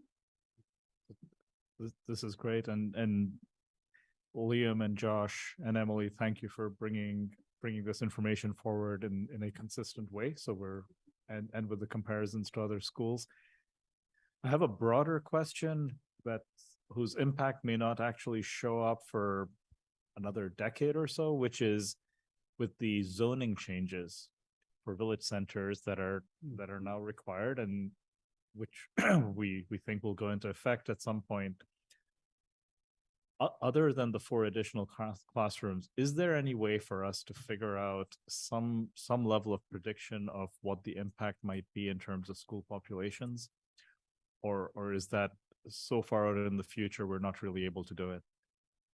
You know, that's a great one. And so we've actually been looking at as part of the Warden Underwood process as well. That's come to us, and we've actually had the planning director, Jennifer Kyra, came and presented to us a number of these pieces. I would say, if you look actually at the enrollment for Franklin, it is actually projected to continue to go down right now. So we are even at opening would actually have some capacity. Like we do with any of our school building projects, so we would be embarking, and we're going to do this with 150 Jackson Road. We would embark and look at if there are things in part of the student assignment working group, the SOG process at that building. So I think this village center, some kind of zoning that we're looking at, we are going to be working closely with the city, and I think that we need to start incorporating any of those changes that may impact any of our schools through the system, my understanding is many of these changes, I think, Rajiv, are going to take quite some time. I mean, this might be years away until we're seeing things. They may be, the zoning is there. And so it's certainly, there's certainly a possibility that density could come in many ways, I think that's probably a good thing for the city.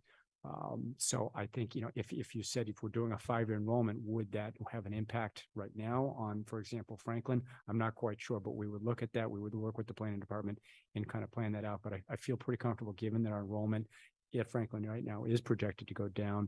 The fact that we've got the capacity, as Josh mentioned, to build 4 additional classrooms. And we, as you know, we've got a number of capacity and, good amount of capacity on the north side right now. And that's actually going to be kind of part of the Ward Underwood group, looking at that capacity piece as well. So I'm confident that we'd be able to withstand some, additional enrollment. I think at this point, that would be a good problem for us to have. Thank you, Rajiv. Go ahead on Ping. Thank you. Rajiv, thanks for a good question. I thought about that, but I just, when I look at the City Hall talking about the zoning issues, but again, I'm glad that there's a cushion here. 390 to 414, like at Lincoln Elliott School. So, and of course, we all know that our Newton's population is not going high fast, at least not in the foreseeable future. So that's a very good feeling. So we don't need to worry about that. And also looking at our past school projects, seems all buildings were well designed, and you guys got a lot of credits for that. And so I'm just wondering, you and Josh, any kind of concern from the school staff when you guys selecting feedback from any kind of concern? I haven't heard any, by the way, and no one sent me email, asking question about the school building issues or not in the recent, years. So I'm just wondering if anything's we should be mindful any kind of issues which could be a little bit potentially need our attention. I'm just asking broadly. Josh, there was just a recent, I think you had a visioning session again. I don't know if you want to talk about that. I think the feedback has been about some of the challenging aspects they've got about the building, working in the lower level. But Josh, I don't know, do you want to, what, Sure. in terms, I couldn't make that visiting session. What did you hear? We've had an outside vendor that comes in and does a great kind of visioning. And it's a chance for the staff to actually give us a lot of feedback on kind of what they're seeing and feeling. So Josh, any feedback on that one? Yeah, so this was our second visioning session with the Franklin School staff. They did an incredible job, obviously under the leadership of Mark Chitty. And I would say the number one concern is how quick can we move? Can we move faster? And a lot of that goes back to what Liam was saying. Current building, of course, has its challenges. So they'd like to see us move as quickly as we can. But the vast majority of the work that the staff put in is more forward thinking. It's thinking about what is the vision for Franklin? What kind of sense of community do we want in the building? What kind of visual aspects do we want? What's most important to staff in the various spaces? So it's really more kind of dreaming with them. And they did an incredible job. And that report should be ready in the next week or so. And we, of course, we'll share that with the school committee and the community. I think there would be one that I would just add in terms of something that the principal has just shared with me is it will be a decision that we'll look closely at. And I'm a little bit ahead of ourselves here in talking about this, but I think it's worthwhile putting out there. But there will be a decision point at some point is if the building, if it's decided a new building needs to go there versus renovating the existing, whether or not it can be done on site. Do they need a swing space? That decision is not there, and I'm not trying to start any rumors, but that will be something I think we need to study closely. There's pros and cons to both of those. That will be something I think that will be coming forward to you folks to talk about, should they move to a swing space building as the construction is there? Is there a benefit of staying there? What are the pros and cons of that? So I'm a little bit ahead of ourselves on that one, but I just wanted to put that as something that's on our radar. I meant to ask this question, but now it seems a little bit premature to talk today. So that's good. So keep us posted, because that could be one of the questions people were asking about. Thank you. Thank you, An Peng. Go ahead, Mayor Fuller.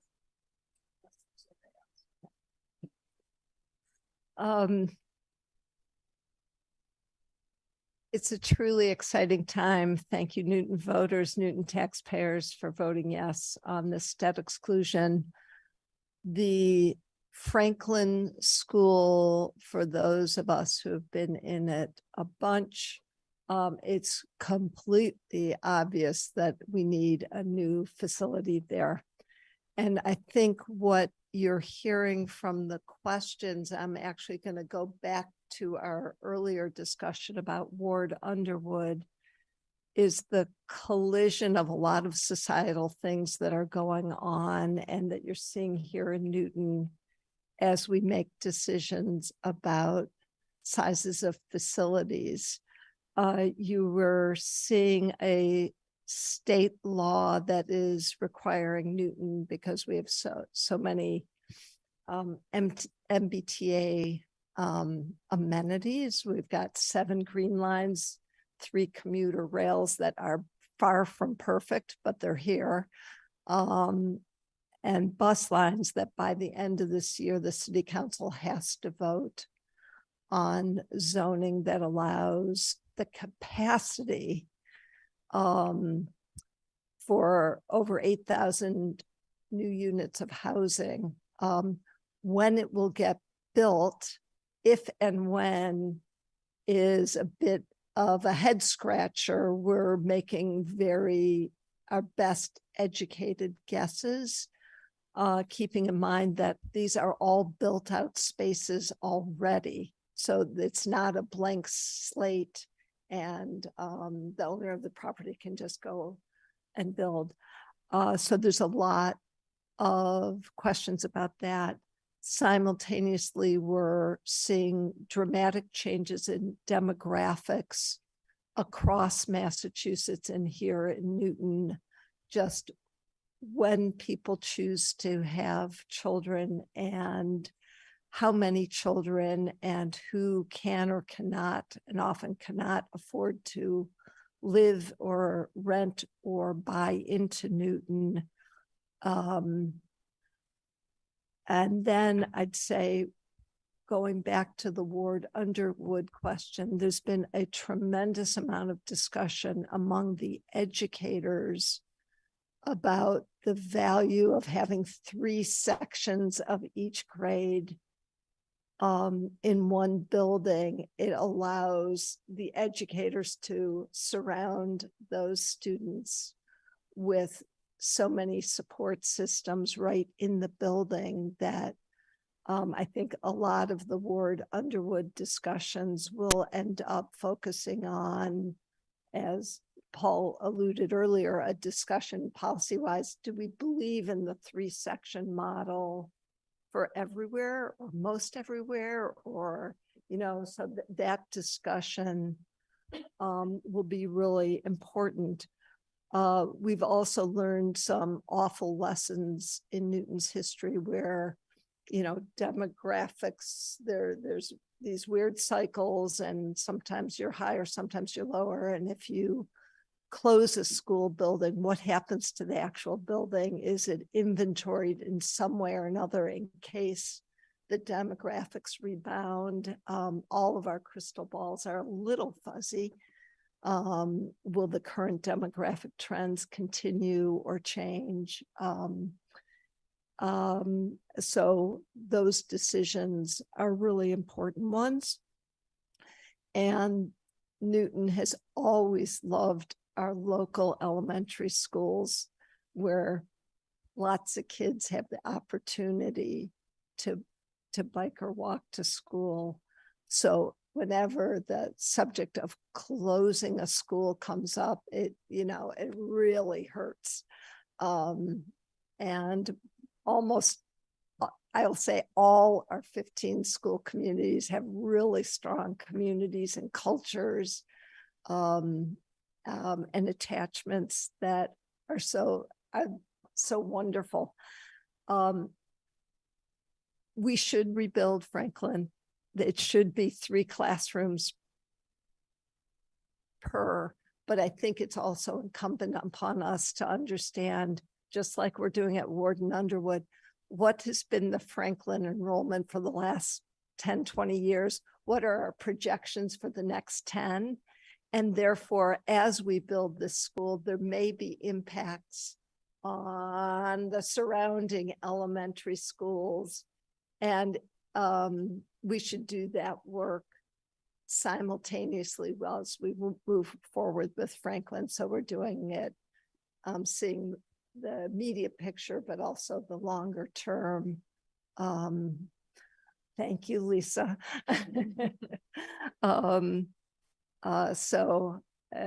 It's exciting, but just designing the new Franklin won't be it. I think the school committee is going to be in for even bigger work in the year or two as we're designing Franklin, to say, okay, now that we've got a new fabulous building there, what does it mean for the neighboring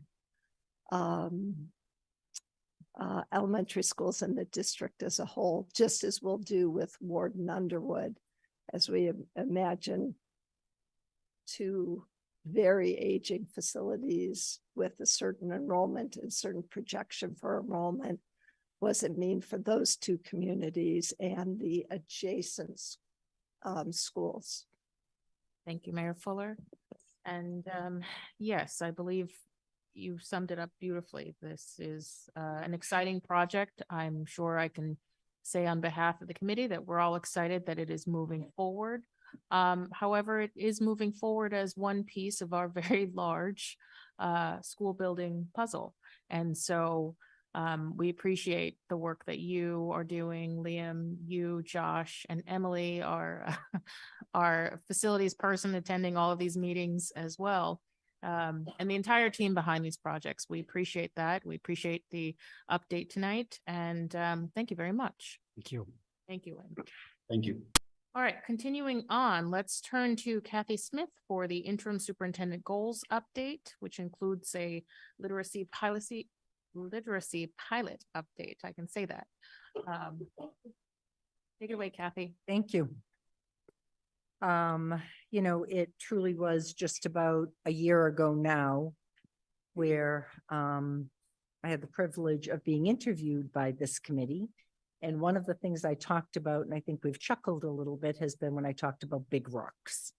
So talked about that, talked about coming in as an interim superintendent, talked about, you know, setting the stage for you're doing the day-to-day stuff, which for here has been enormous, but you're also looking at certain goals and things that you think you can accomplish, things that you want to accomplish in that year's time. So I first of all want to say, certainly it's not just the interim superintendent. I mean, this relies on a team each and every day to come together and to work hard to make sure that we're marshaling forward the so-called goals or the big rocks. We came together early on. I want to say we had at least 3 retreats. One of the retreats towards the end of November was then focused on, okay, interim superintendent, these are the things that we would like to see you move forward with. So tonight you're going to hear me talk about a sustainable budget and the operational override. And of course, you lived that with me as I looked back on putting together slides with my assistant superintendent, Liam Hurley. I know that you've been through that process. I won't spend a lot of time on that. As I said, you lived it. The literacy pilot and update, Dr. Renee McCall will come up this evening with Dina Liu, who again have been involved with this project really for a couple of years. And I'll talk a little bit about that when I introduce that. Also, you're going to see our first efforts at the Newton Public Schools. We call it the annual report. I know it has lots of room for growth. Julie McDonough is actually here tonight. I wanted to make, she is actually juggling, I think, school committee meeting in Natick and being able to be part of this presentation this evening. She and Dr. Katie Hogue really spent many, many hours on gathering information, you know, trying to put together a product that I think will grow in time. And the last 2, the launch of the development of Profile of a Graduate. You selected Dr. Anna Nolan sometime in mid-February as your new superintendent coming on board. And that was a blessing because she had already been doing this work and in fact had done this work in Natick. And I'll talk a little bit about what we did to prepare knowing she was coming on board. And the last is transitioning the incoming superintendent. So without further ado, let me start by inviting Assistant Superintendent Liam Hurley to come up if need be. I'm not sure you're going to have really any questions on this at all. So let me just quickly talk about when you see the sustainable budget via the operational override. So this was what was presented to you in early December when we actually adopted these goals. So the action steps, you can see the checks: develop the budget timeline, present multi-year budget forecast to the school committee, incorporate your guidelines that I believe Emily and Paul, I think you led that group, the school committee budget guidelines, and develop and present our budget statement without the override, with the override. You can see what the resources were. We had workshops, we worked with our guidelines, and you can see the outcomes. So let me very quickly go to the budget calendar. And in this calendar, especially for those watching, we have some links that are active that you can, again, look back on. I think one of the biggest things was certainly the dual budget presentation. So that work in January 23rd presented if the override passed, if the override didn't pass. And you know that work was going on each and every day with our central staff, working with our principals, our district leaders, you know, really preparing for a dual budget. I'm not sure you've ever done that before. It was difficult to do with so many moving pieces. And again, I want to thank everybody that worked so hard on all of those pieces. I don't have to take you through the timeline, putting together the budget book, working together, the override vote happening on March 14th. As the mayor said this evening, we were so pleased with the 2 debt exclusions passing. It means so much to your school community. And I will tell you, there was a lot of disappointment on the override not passing. We had to go to work, again, pulled our sleeves up, so to say, and really had to pull together on March 29th to present, the superintendent presented the budget, and the work that continued all the way to just over a month ago, presenting to the city council, answering some of their resolutions, and the budget finally being passed. One of the things that we looked at with budget 1 and 2 was, again, I talked about the reductions with the override not passing of 4.5 million. I often say to the mayor, it's interesting to look back in October when we were coming up with $4.5 million. It's amazing how close we came in looking at all the reductions we could make. Some of it, as you do with every budget, looking at changes in the district based on enrollment, et cetera, as to changes we would make, but how close we came to that $4.5 million. I think this is important. I put the override meeting calendar and resources. Mayor, I hope I have these dates right. Some of this, Liam makes fun of me. It's really embedded in my brain that on the 17th, I believe you presented to the city council. Many of us were there, talking about this override. And then you can see that, October to March, we had many in-person community forums. October to March, we had virtual town hall forums. Liam wanted me to remind you that we had Sunday events. We had weekend events where we came out there, before Patriots football games, making sure we were done by 1 o'clock, answering questions. Sometimes there were few people there. Other times we had many people. Excellent on the 12th of January. We had a hybrid presentation to the Newton PTOC. Maureen joined us that evening, a lot of hard questions and a lot of support, from the PTOC and the PTOs moving forward. One of the best things that happened, and it's something you do every year anyway, is those in-person forums with your PTOs.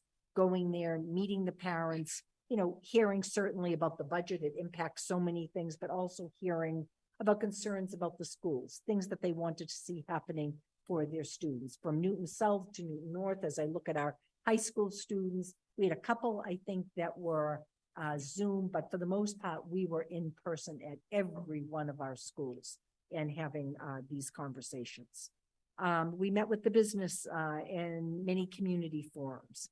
So you can see that we were very busy. All the while, our FY24 budget goal was to maintain the current level of services provided to students and build a sustainable budget over time. Although I'll talk about some of the challenges that we're facing in the FY24 budget, you will see that we moved close to, creating that sustainable budget over time. I think going forward, there are very, very positive things. Let me talk about some of the challenges.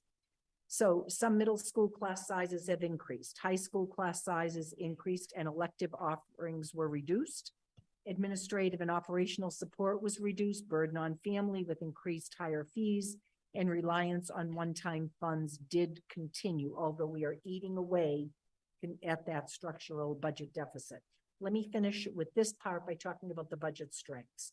We're excited again about the Lincoln Elliott opening in the fall of 2025. Horace Mann, we were able to, although that was part of the operational override that failed, we were able to, with the mayor, with our city council, we're able to move that project forward, and as it should be, justly so. Countryside and Franklin, you had the conversations tonight. I know these teams have been working for really a number of years on this, and I'm so pleased that you're able to move forward with those. Let me end with the budget strengths. You continue to have high quality, challenging, well-rounded, culturally responsive academic programs, favorable elementary class sizes, meaningful, inclusive educational programming with expanded in-district special education programming, supports for continued development of social emotional skills and competencies, counseling, and therapeutic supports in every one of your schools. Integration of technology into classroom instruction, as well as reliable and secure network services and operations, tools to support district initiatives and operations, and largely preserves the breadth and depth of athletics, fine arts, and extracurricular activities, K to 12. I'm truly not sure how we were able to do that and faced some of the challenges that we faced, other than a team that was dedicated to making sure the interest of our students were put first. So I have Liam here. Like I said, I know you've lived it with me. I'm not sure if there are any questions on that goal and completing that process. Go ahead, Ping. This might be a little bit dumb question, but I feel I have to ask. Franklin School here say opening either for 2027 or 2029. So I'm wondering, I know we talk about that, some conditions, but just remind people here and the audience if they're listening to. It depends a lot if both schools need swing space. Thank you. I knew there was an answer somewhere, but okay, we just talked about the Franklin School community. There's some people asked about that. Thank you. Thank you, Ping. Thank you, Mayor Fuller. Any other questions for Kathy on this part? Okay, very good. Next, I'd like to invite up Dina Liu and Dr. Renee McCall. And again, I want to talk about the literacy curriculum, and we came on board and good news, bad news. So I'm going to say what the bad news at the time was. You had very little funding. Again, challenging budget last year. I believe you were able to pilot Fontes and Pinnell in very few schools. I want to tell you it was very early on. Let me do first good news. The good news was Mayor Fuller shared as she was looking at ARPA funding and what to do, that $2 million was put aside for this very project to look at curriculum. And I want to remind everybody, and I know Renee and her team will talk about this, but you had a curriculum that was over 20 years old, established by, again, your own staff, your own administrators, that has served your students really well and continues to be updated each and every year. At the time, I know there was, and correct me if I'm wrong, about $35,000. I believe it was 7 classes with Fontes and Pinnell, not the program and not the type of pilot that we would really want to expand at that time, but had very little money. So thank you, Mayor, for stepping in. I know you have committed $2 million, and I know you have shared with me, depending on where we go, there could be room for some additional funding if need be, depending on where we landed with our curriculum. Also, I want to say, I've got to say that's news to me. Oh, just saying, the ARPA funding is really tight. Okay. So we'll stay close, because I certainly want to be totally supportive, and it might take more than 2 million, but let's stay close. That's what we're saying. I just wanted to thank you at the time for coming forward and sharing the help. As far as the other thing I want to share very early on, and I thought this was interesting, I received a call from DESE, from an associate commissioner concerned about some of the research that had been done, the implementation of our pilot. There were other programs, and a lot has been happening. I've talked to the commissioner a number of times. I've talked to the associate commissioner. So we are well aware. And again, when I talk about the science of reading, and I talked about early on having been a reading specialist and have been in education for 45 years. And I have watched the ups and downs of, how to teach reading to students. It's not a one kind of method fits all, nor have we ever addressed it that way. So I've appreciated the conversations. You'll hear tonight about working with DESE, working with our community partners here, looking at some of the legislation as far as screening of our dyslexic students, all wonderful things happening that will benefit our students. So this was, again, an effort this year to, take a look at where we are. I'm going to hand it to the team here. They can take us through a timeline, and we can talk about this area that seems to have brought a lot of attention to the community. We're excited about where we're at. Thank you for that introduction, Superintendent. And I too would like to thank you, Mayor, for the investment in this new elementary literacy program, because we know with high quality instructional resources in addition to strong instruction, as well as ongoing professional learning, that we can meet the needs of all of our students. And so we are looking forward to those positive student outcomes. I wanted to start with this review of our process timeline that began in 2019, before my time, but Dina was here to spearhead that effort. At that time, principals, curriculum leaders, teachers, various folks from the district were involved in this formation of the committee to review various curricula. It was brought forward, of course, it was interrupted by the pandemic, but in 2021, the review committee recommended Fountas and Pinnell. And so that was in December of 2020, early January 2021. And we began a pilot in October of 2022 with 3 schools covering some components of the Fountas and Pinnell classroom, but not all components. Because again, we had a limited budget of $35,000 and we did the best we could with the money that we did have at that time. In the spring of 2023, that's this year, we expanded the pilot process to include 3 additional programs: EL Education, Core Knowledge Language Arts, or CKLA, as well as Wit and Wisdom. And we will get into which schools and what grade levels those impacted. And then this fall, we are looking forward to a soft launch of the selected curriculum. And our goal is to have at least 3 schools to start with, and then have a full curriculum rollout in the fall of 2024. So the next 4 slides, I won't go into much detail. You can see the information here on the slide, but we wanted to provide you with some demographic information, give you an overview of the units and modules that were under study, and then to get a sense of what grade level and number of students and teachers. So with CKLA, this was piloted at Underwood grade 2, and there were 2 teachers, 43 students. You can see the demographic makeup there. This focused on fairy tales and tall tales, Greek myths and insects. And it also included some skills units, and you can see the bullet points there. This went on for 12 weeks, including reading, writing, and foundational skills. Fountas and Pinnell, as you know, started in October 2022 at the 3 schools listed here. You can see the number of students as well as the grade levels, and we have the demographic, again, information there for all 3 schools. This was a full year-long pilot, including, you can see reading, writing about reading, speaking, and listening, as well as the components. Again, there were some components that we didn't engage in, and Dina could talk more about those if need be. And then, of course, we had the BAS assessment included as part of that process.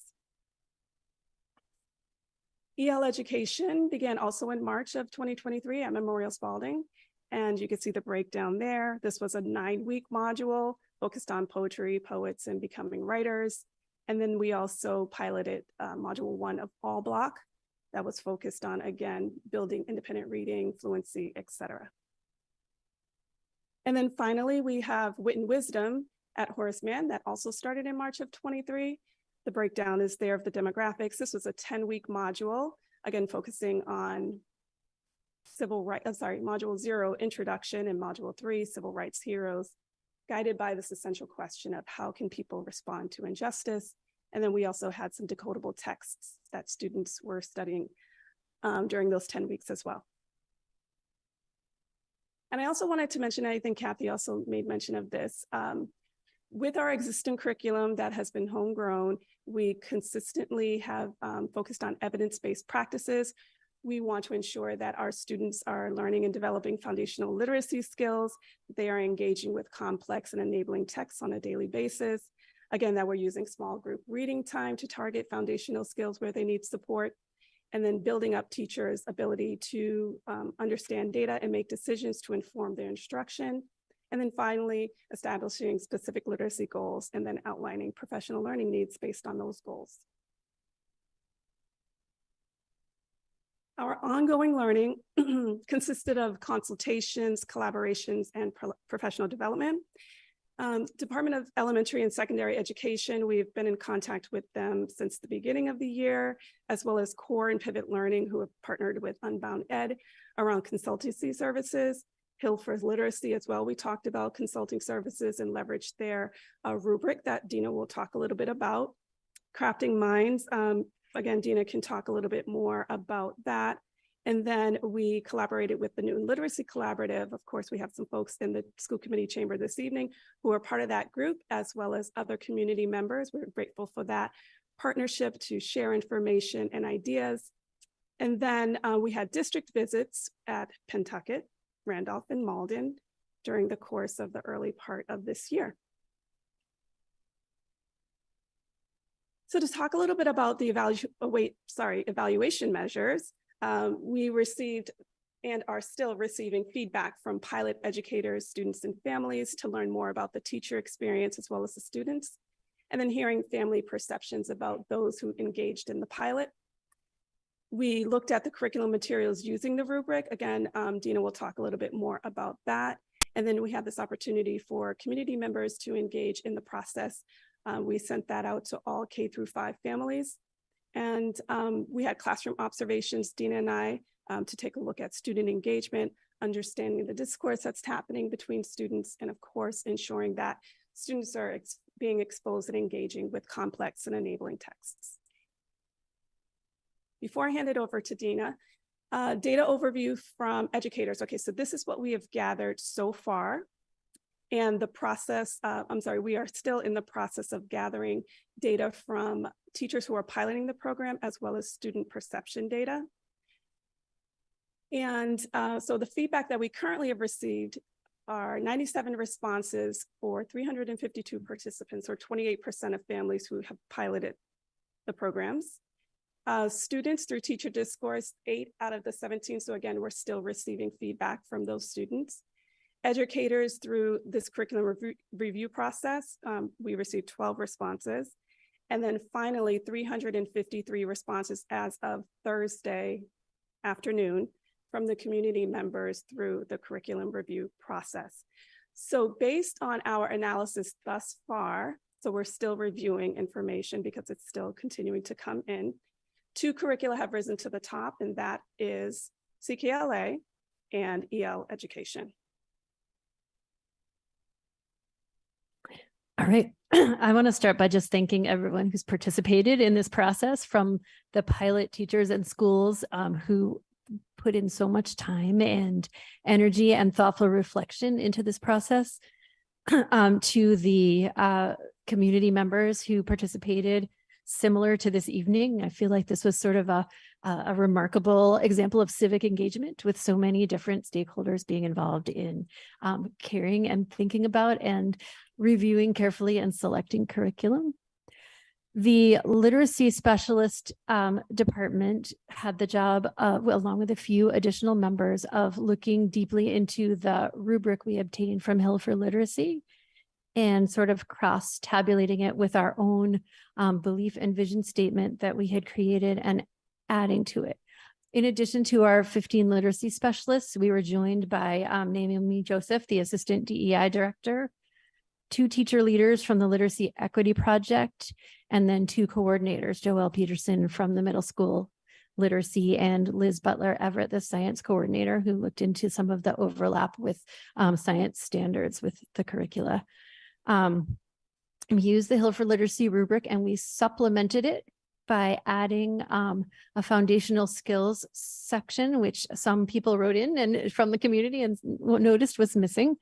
And we also looked through and added some additional items, especially in the culturally responsive and sustaining education section, which we felt was a sort of minimum, our first gateway that needed to be passed in order for us to adopt a curriculum. And then also in every section, we specifically added some sections about supports for multilingual learners and students with disabilities, which we noticed were missing from that rubric. And I felt like that was a really important piece of evaluating a curriculum. Yeah, so we dug deeply into both the teacher and student materials from each of the curriculum. And you can see that in that particular group, we still have many questions. Every curriculum had lots of strengths, and things that we needed to adapt, but we went around the circle of everyone in the room, and people unanimously felt that the EL education curriculum best reflected the values of Newton Public Schools, was well integrated with science curriculum and the national science standards, supported reading, writing, speaking, and listening, and just had a very robust, student-centered, culturally responsive, and social and emotional learning focused aspects to it that just really made it stand out to us as a review team. So what we plan to do next is to continue compiling the various data sources that Renee presented, and then make a final decision for selecting our high quality curriculum, instructional materials by Thursday. That is our plan. We're working with Katie Hoag to put together all of the data. And we are in the process of talking to different organizations about arranging summer and fall professional development for the schools and teachers that would be participating in the soft launch. And we are relying on those teachers to help us with their expertise as they experience this, to continue rolling out an effective launch for fall of 2024.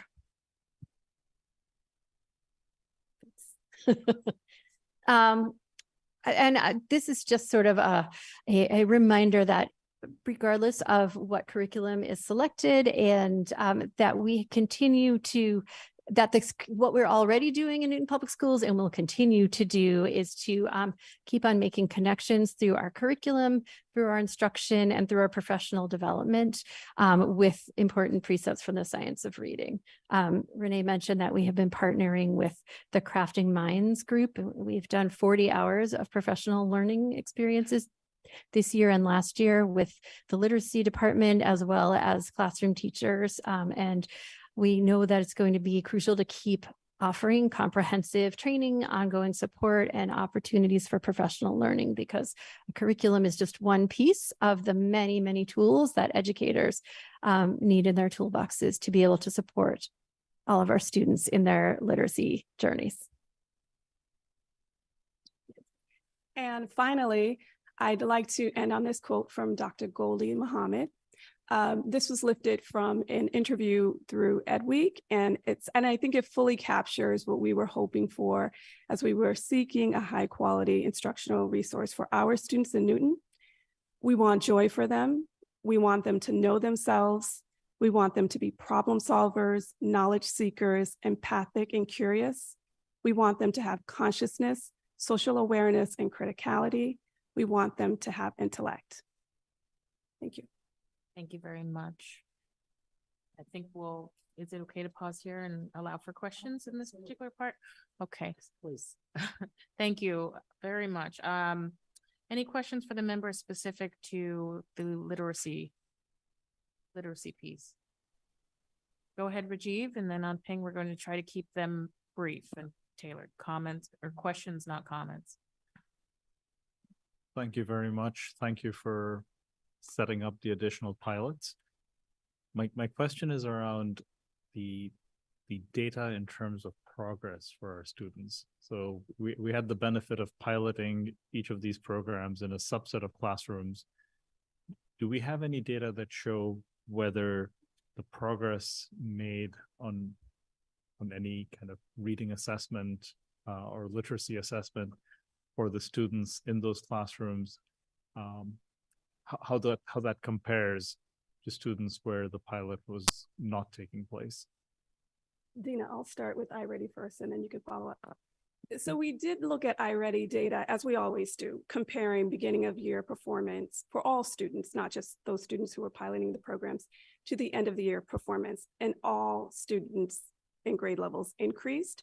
But it was really difficult to pinpoint whether those increases were related to the pilots, given the fact that we started 3 of the pilots in March And so we only had 10 weeks really with many of them. And so it was very challenging to determine or pinpoint exactly what related to the increase.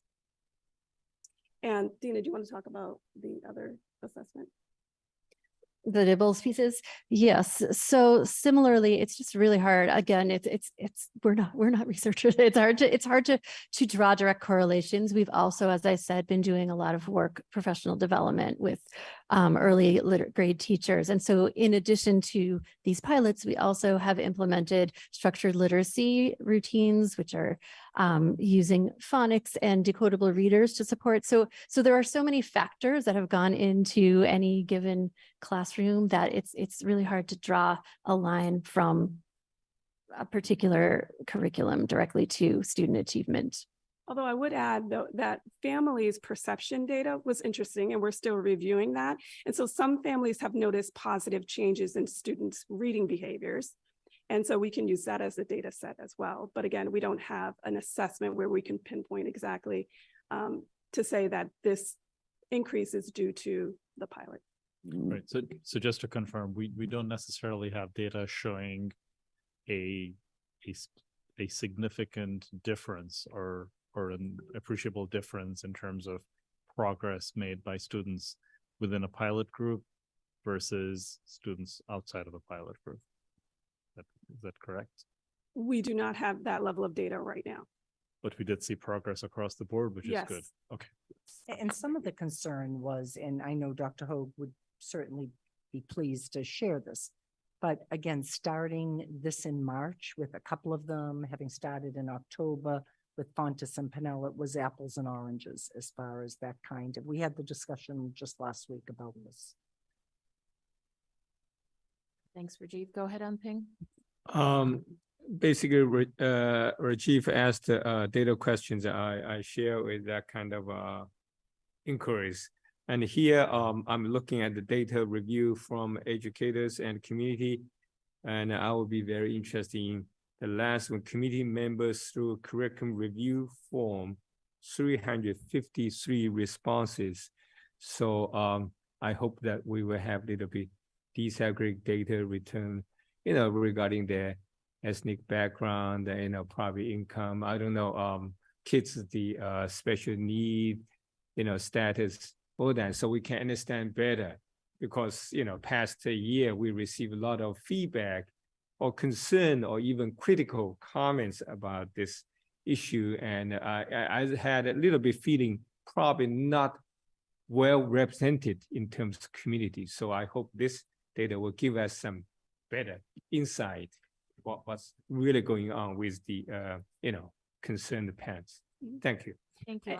If I could just say, Sure, Tamika, so Dr. Hoag is going to be compiling a deep analysis over the course of this summer, and that will be ready by the end of the summer. Yeah. Quickly, I want to take this opportunity to thank Dr. Hoag for all the wonderful work she did, including the school calendar survey. This is one after the other. I hope she is listening. Thank you. There she is. I'm here. Thank you. Go ahead, Kathy. You had something to add. The only thing that I want to remind everybody, and I know this is, again, a hot topic, is you for years have relied on, as you should, your experts. You have your experts working here. They're in your classrooms. We are so pleased that parents are paying attention to a child's love of reading, seeing themselves in the stories that they're reading. I was excited when we went out earlier in the year, to see the new stories and to see things that are updated and looked like what it should look like, certainly in 2023. So again, I have every confidence, and I know data is important, and Katie is there and working with the pilot as we move forward, to share results. But it is important that we hear from your teachers, what's happening in the classes, are kids excited, and certainly monitor, making sure, as we always do, that they're making progress. Thank you. On Ping, I almost forgot who asked that question. Paul and then Emily. Thank you. Thanks for a great presentation. Can you summarize for us, to the extent you know it, what the cost of implementation of pick your leading candidate right now. I'm interested both in the initial costs and then what the incremental annual cost would be compared to what we have now, if you're able to. That's a great question, Paul. So remember that CKLA and EL, again, have risen to the top. CKLA, their pilot materials were free of charge. And we are actively in conversations with both to determine exactly the cost of materials and then professional development. And so I don't have a firm answer for you right now. We are working within the budget that the mayor has set for us, and we know that we will spend every penny that we have been promised. And that's, yeah. I can add to that just that it seems like a straightforward question, but there's an amazing array of menu items. You can buy just print materials, you can buy print and digital materials, and those digital materials are licenses that would need to be reviewed every year. Each of the curricula have different components. So there's a knowledge component and a skills component. And, you know, there's some question about whether we will keep our foundations integrity curriculum and just adopt a knowledge component or both. And so there are, you know, it's almost this expanding multiplicity of options out there. Some of them have more than one provider that publish their materials. And so it's there's sort of a factor tree of options to look down. I'd like to just go back to Kathy's point about the way things should look, or whatever term you use. It's not clear to me, and when I say it's not clear to me, I'm not disagreeing with where you're going. It's not clear to me what problem we're trying to solve here by this investment.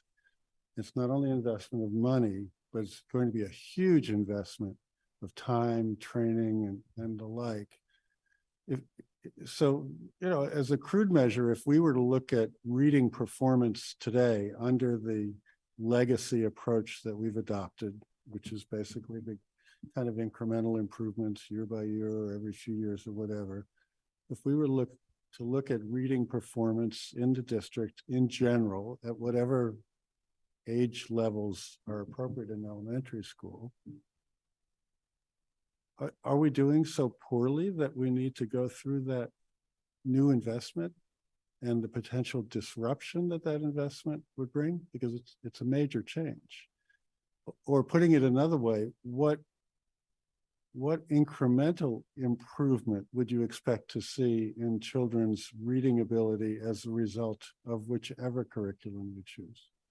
Dina, you can talk about the research that you looked into in terms of the long-term impact, but I just want to outline, Paul, that with the investment in a new curriculum, there'll be coherence between grade levels. And so you would be laying the foundation in the earliest of grades, and then that curriculum will build on themes and ideas and skills from K through 5. I think that what we've seen in our pilots, students are deeply engaged in discourse. It's cognitively demanding. Teachers are saying that it is super rigorous and that the demand is, again, high, and students are rising to that occasion and that expectation. So I believe our kids deserve this investment. And certainly seeing them involved with these materials and the smiles on their faces and hearing from parents and families about the impact that it has had, we know that this is the right choice for our students at this time. And Dina, I know you wanted to talk about the data and what we've seen after 2 years of implementation. Sorry, I'm not sure what you're. Yeah. Okay. No worries. And so there are research studies that are available for CKLA, for EL education, actually for all of them, if you would just take a look into that if you're curious. But what we have quickly found is that in the first year of implementation, there has been a high degree of increase in teacher capacity to teacher literacy. And then the second year, what we've seen is, again, we are still unpacking these research studies, but what we're finding is that students are showing dramatic increases in their performance in reading. And so I would, as Katie and I and Dina continue to engage in conversations to unpack the data sources that we have, and as we pull together this detailed analysis report that will be available at the end of the summer, I think that will also point out the reasons behind why it's important to invest in this literacy program now. Thank you, Paul. Go ahead, Emily. Just really quick question. It's an implementation question as well. So in terms of professional development for the soft launch over the summer, which just seems to be around the corner. My question is, I just want to make sure like that this has been baked into the budget and sort of what the, and this will be a broader question for the larger implementation. What sort of the philosophy of the training is it going to be? Are you training the trainers? Is it the literacy specialists in each building? How is that all going to work? I can speak to that if you want. Sure. So as I said, we've been talking to, I don't know where to look, talking to some various professional developers from different curriculum companies. And one thing that I think is going to be really important is to calling it wrap strong arms around the process, that this is going to represent a mindset shift for us all as a district. It's a different way of teaching literacy, and it's going to be something that we want to do as much as possible to really support a positive and successful change with a lot of teacher engagement and buy-in to it. So again, we're looking at different options, and it involves both pieces. There will be professional development for literacy coaches and building leaders, as well as for individual teachers. They offer in-building coaching options. So we need to look at, again, the wide menu of pricing and see what's going to be the best fit to really effectively support educators.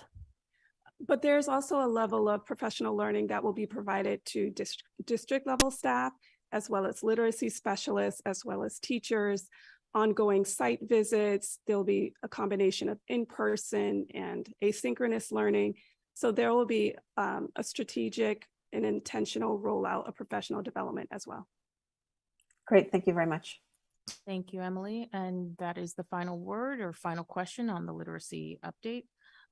So thank you, Renee, and thank you, Dina, for a really good comprehensive look at the work you've been doing. And I just have to commend you both, and you too, Katie Hogue, for the work you've been doing in partnership with our parent community around making sure that this is really the best outcome and the best program model for our kids, always looking to go in making sure that happens. So thank you very much. It's been very heartwarming to get feedback from parents and from all the community members. So, and we are very thrilled with the funding to be able to make this a reality. Appreciate you. Thank you very much. And continuing on, Kathy. So next is the NPS annual report, and I see Lisa coming in hot off the press. So again, we talked about this as a tool to share with the community. We've seen these in a number of communities. They're called district profile, they're called progress reports. We landed on our annual report. And I believe it's, again, something that we can grow. Thank you. Sure. Thank you. Okay, then I will carry forward.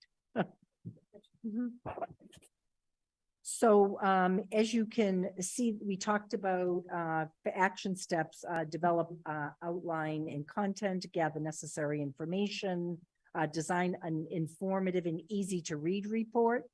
We talked about reviewing reports from other districts. We talked about looking at our own schools and departments and statewide and Newton data. So the outcome was to publish the report, distribute to our Newton community, and have online and printed versions available. Next slide, please. So you're actually seeing this in person. I'm holding it up so the community can actually see it. And you can see an easy to read table of contents, which has some information from the superintendent, from Dr. Ann Nolan, a message from her, and I know Tamika, you wrote something from the school committee. Again, Newton at a glance, graduation and beyond. You can look at all the different, it relates to our system-wide goals that we have approved. We have a lot of budget information, student success stories, and in the end, we put down opportunities and challenges ahead. So I'm going to let you digest that. We reviewed reports from Needham, Wellesley, and Natick. Our working theory was that our annual report does not contain new information, but rather it compiles data and messaging that has already been shared, whether it's through school committee meetings, newsletters, et cetera, into one document. Oh, you are here. So it's fitting that Julie walked in, because Julie and I started to talk about this actually well before we had a November retreat, where this was one of the goals we talked about, along with everything else going on. One of the things, and I will tell you honestly, I said to Julie, this was work I had done in Brockton, and we had enlisted the help of a professional to be, and it was, I think it took over a year to gather all the information to come up with a document that was both informational, and for us, it was also marketing our district. So Julie took it on, really head on. And I loved in the end that she told me it was a learning experience for her. So she really did this all by herself, a lot of self-trained here. No, she's shaking her head no. I know we had support from all the different departments. I know Katie was there to support with the data. We had a number of meetings to talk about this. So Julie, do you want to talk about the development? You get to vote?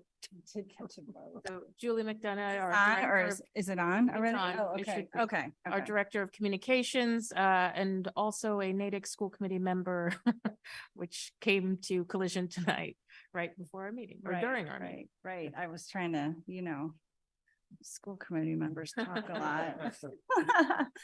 lot. Okay, so, so you have the document before you, and it sounds like Kathy, you had already started to talk about, as you know, we had shared some district reports from other districts at the beginning of the year. We talked a little bit with you about what should be in the report. And so what the organizing piece around this, so what it is designed to do is not share new information, but to compile it all into one place. So we are reporting to NPS families and the Newton community on the status of the district, the strength of our programs, and the challenges we face for the future, which could be useful when we face situations like overrides to if we've given a forecast of where we are and what the challenges will be, we can point to that when we arrive at those moments. It can also be considered, I think, a return on investment report for taxpayers. So ideally, I think this is distributed widely to the community so that people in the city of Newton with, they may have kids in the system, they may not have kids in the system, they may have children, they may not have ever had children in the system, but that they know where their tax dollars are going and that they're getting a good return on their investment. So I think that, is it the next slide? So key part of this was the budget. So we did a little bit of reporting on the budget. And then at the end of the report, you'll see where we talked about opportunities and challenges and divided those into buckets. We utilized the system-wide goals as the organizing tool, included messages from district leaders. We took the data that we had, and Katie was very helpful in well, I mean, she did the data on the MCAS. We have some graduation rate data. We have some AP data. I know you've covered that in previous meetings. And we have some basic information for folks who may not be it may not be engaged with the schools yet. So we have enrollment, how it's trended over time, what our class size level is, those sorts of things. We have a fairly significant, as we know, facilities is a big deal here in Newton. So reporting on where we are, and then just for some good stories at the end of I called them student successes.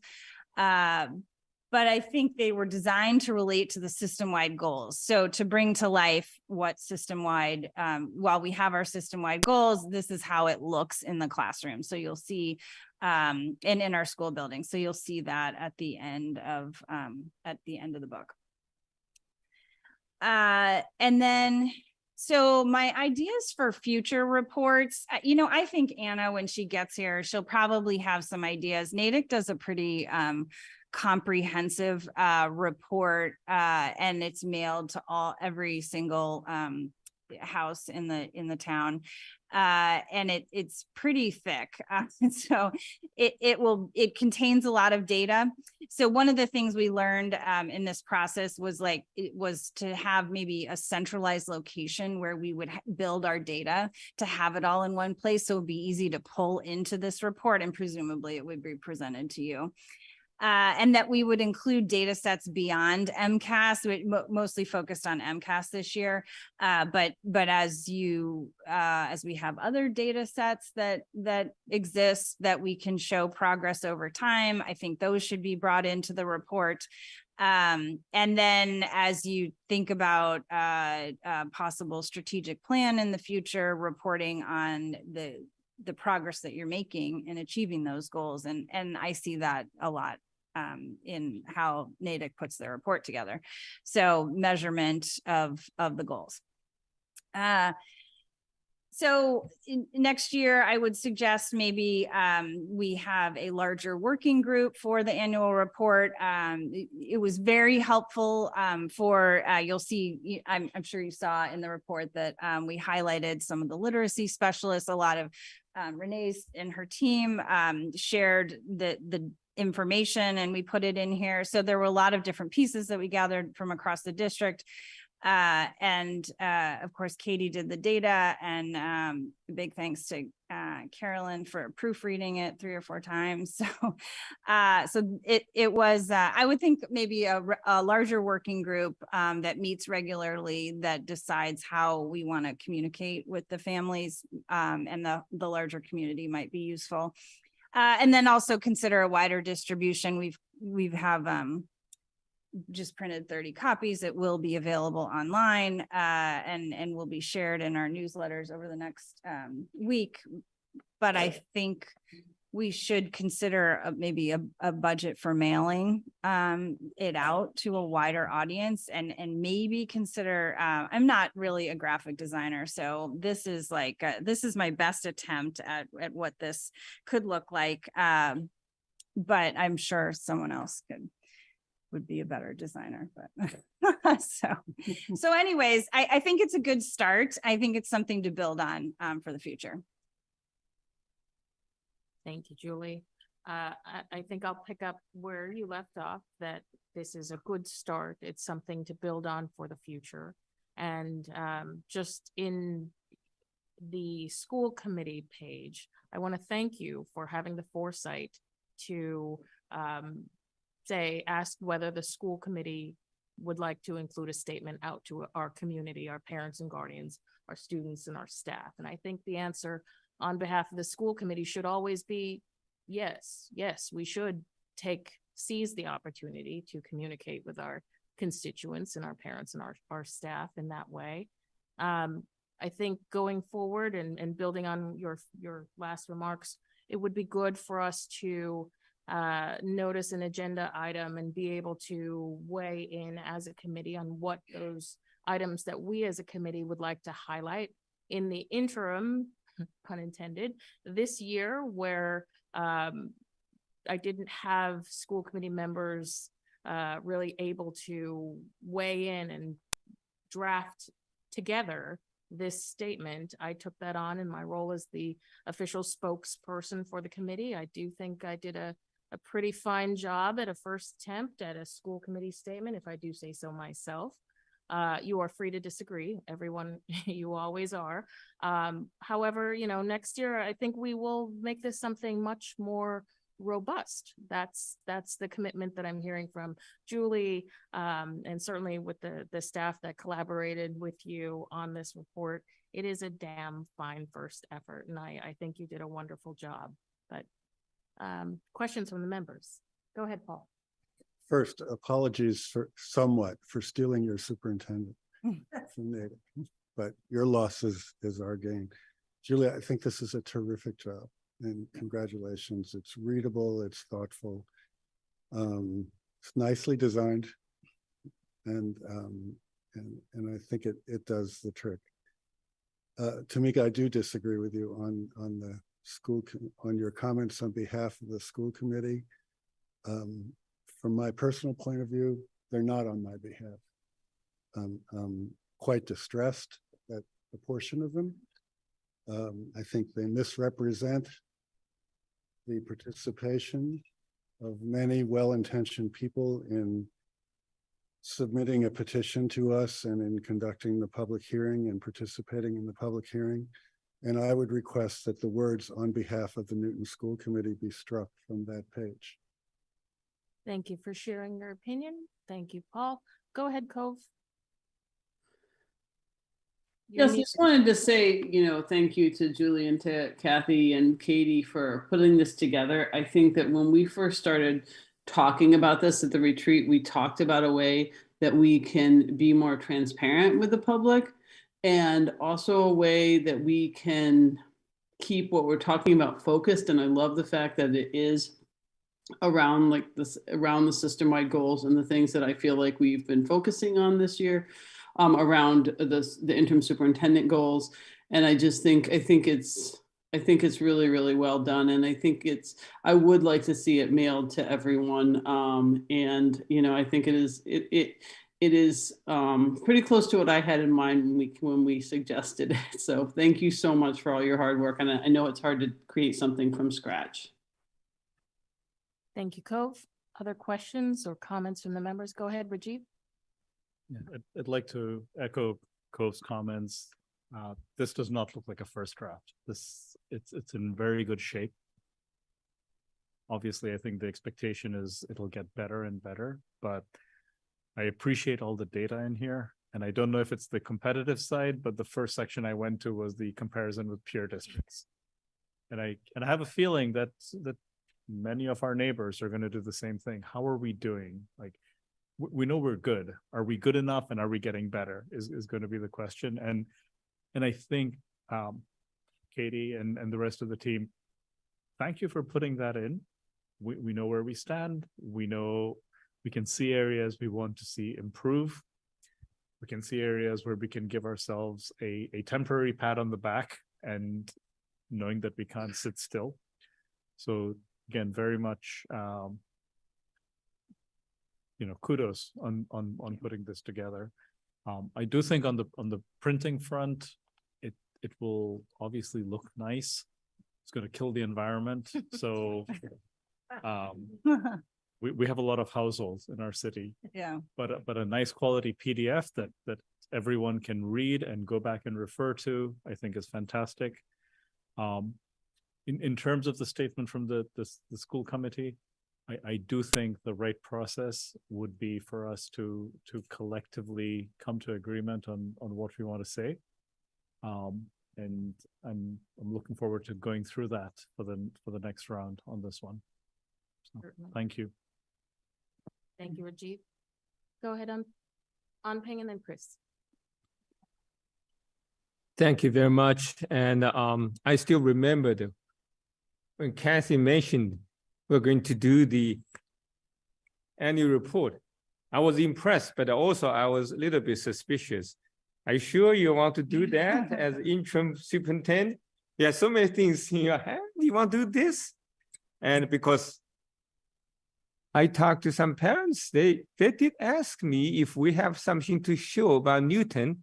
And I went to China to talk about our school district, but I did not have anything like this. And I knew other districts Not many, but some had very nice ones. So this is something I've been waiting for and looking for, but you suggest as interim superintendent, that was very impressive. So thank you for start this idea. And of course, this is a tremendous work. We all know if we involved preparing any office report, this is not easy at all. Talking about just you got all the information, just developing the report and editing the report itself could take so long, especially some issues. In that sense, I probably could understand, Tamika, your kind of situation when, you know, it's very timeline, very short, and you probably did not have time to ask any school committee member, hey, let's work together to come up with some kind of message, you know, as school committee. But I also appreciate the, Paul and Rajiv's, the input. I think, you know, certain issues, and I could see it's a little bit, you know, challenging, the public hearing. And I'm sure there's some committee members who are still thinking about that. And, you know, we could talk a little bit more, but it's very challenging how to put into writing. I acknowledge that kind of difficulty.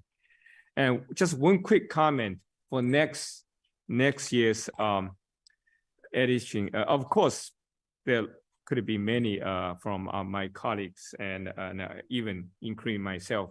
But a very quick one is the educational goals, academic excellence. I'm very happy to see academic excellence put very top of this report. I'd like to see that. I always argue for that. One thing I think we could give the readers a little bit better understanding is include the state average, state data as benchmark to compare. Because we have 2017, 18, 19, 21, and 22 for EOA, grades 3 to 8. But MCAS test is not for district-wide. It's harder for folks to read that to see whether we are making progress or not. Why? Some year the MCAS performance statewide is dropping. So even though we are dropping too, but we probably made progress. We don't know. We state as comparison, as reference, then people could see, because state average is very stable. It is very meaningful in that sense. So I thought this could be helpful. But of course, again, this added data analysis work for this report. So this is the first year.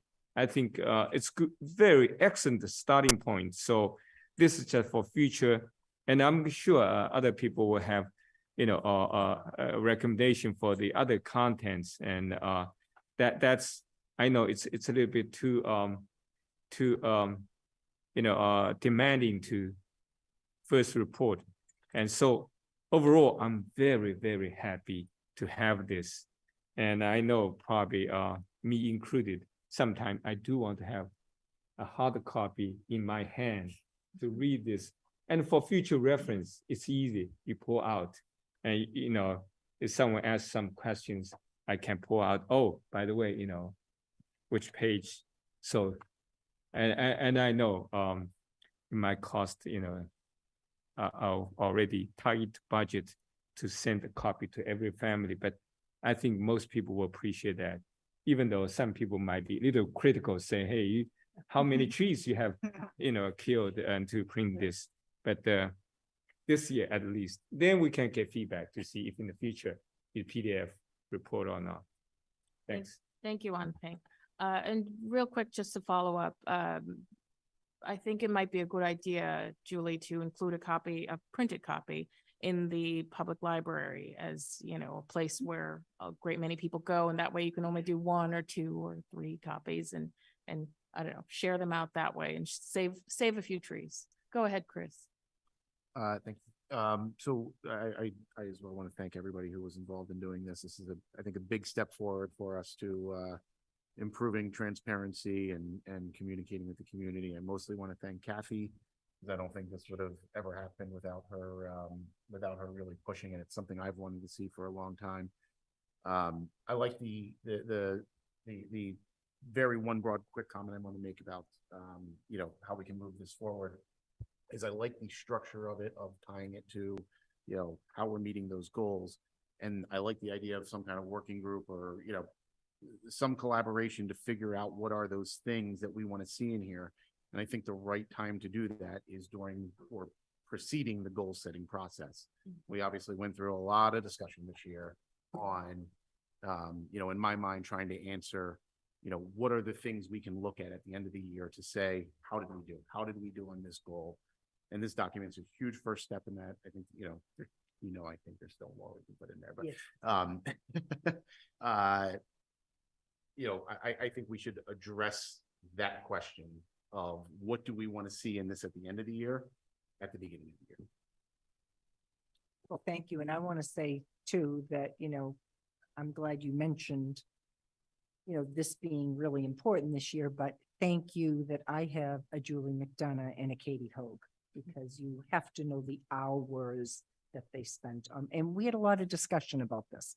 And we understood that there's a lot more, and we were excited about that. You know, Dr. Nolan will be excited about that. I've seen your document in Natick.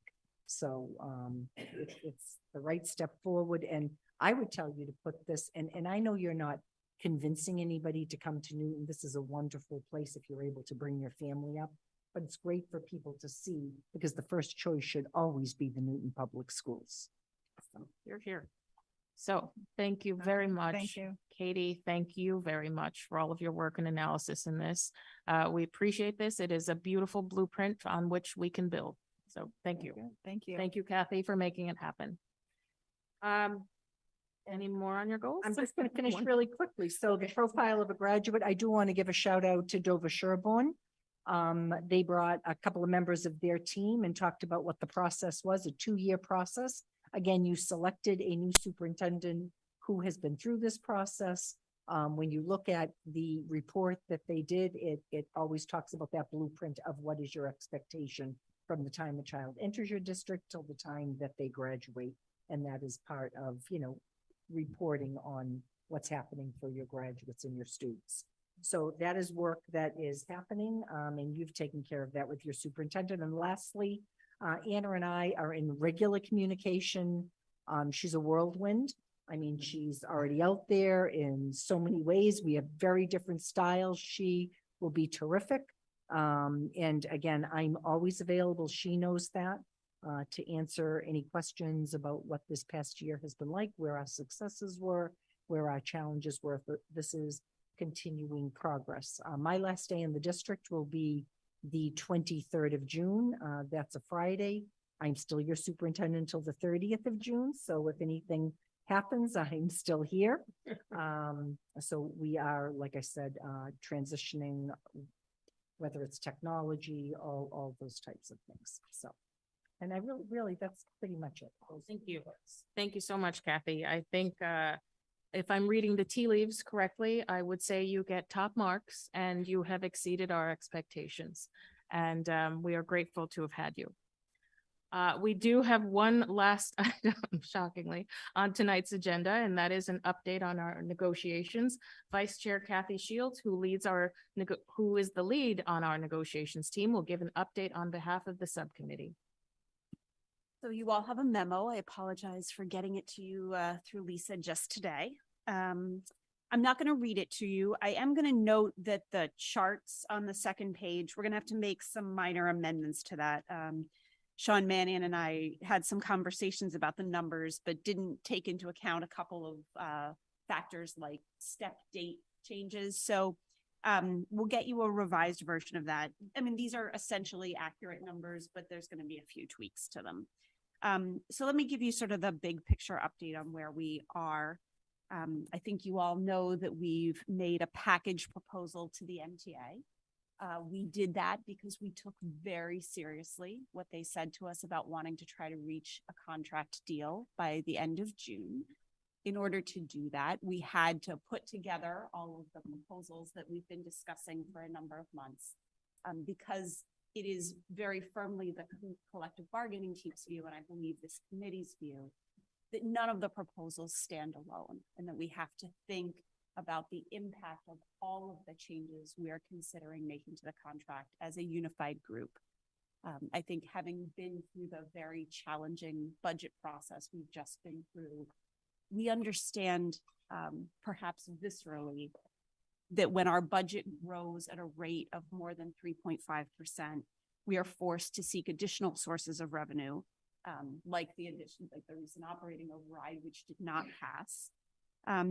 And in the absence of those additional sources of revenue, we're forced to make cuts to staff, to programs, to services we provide.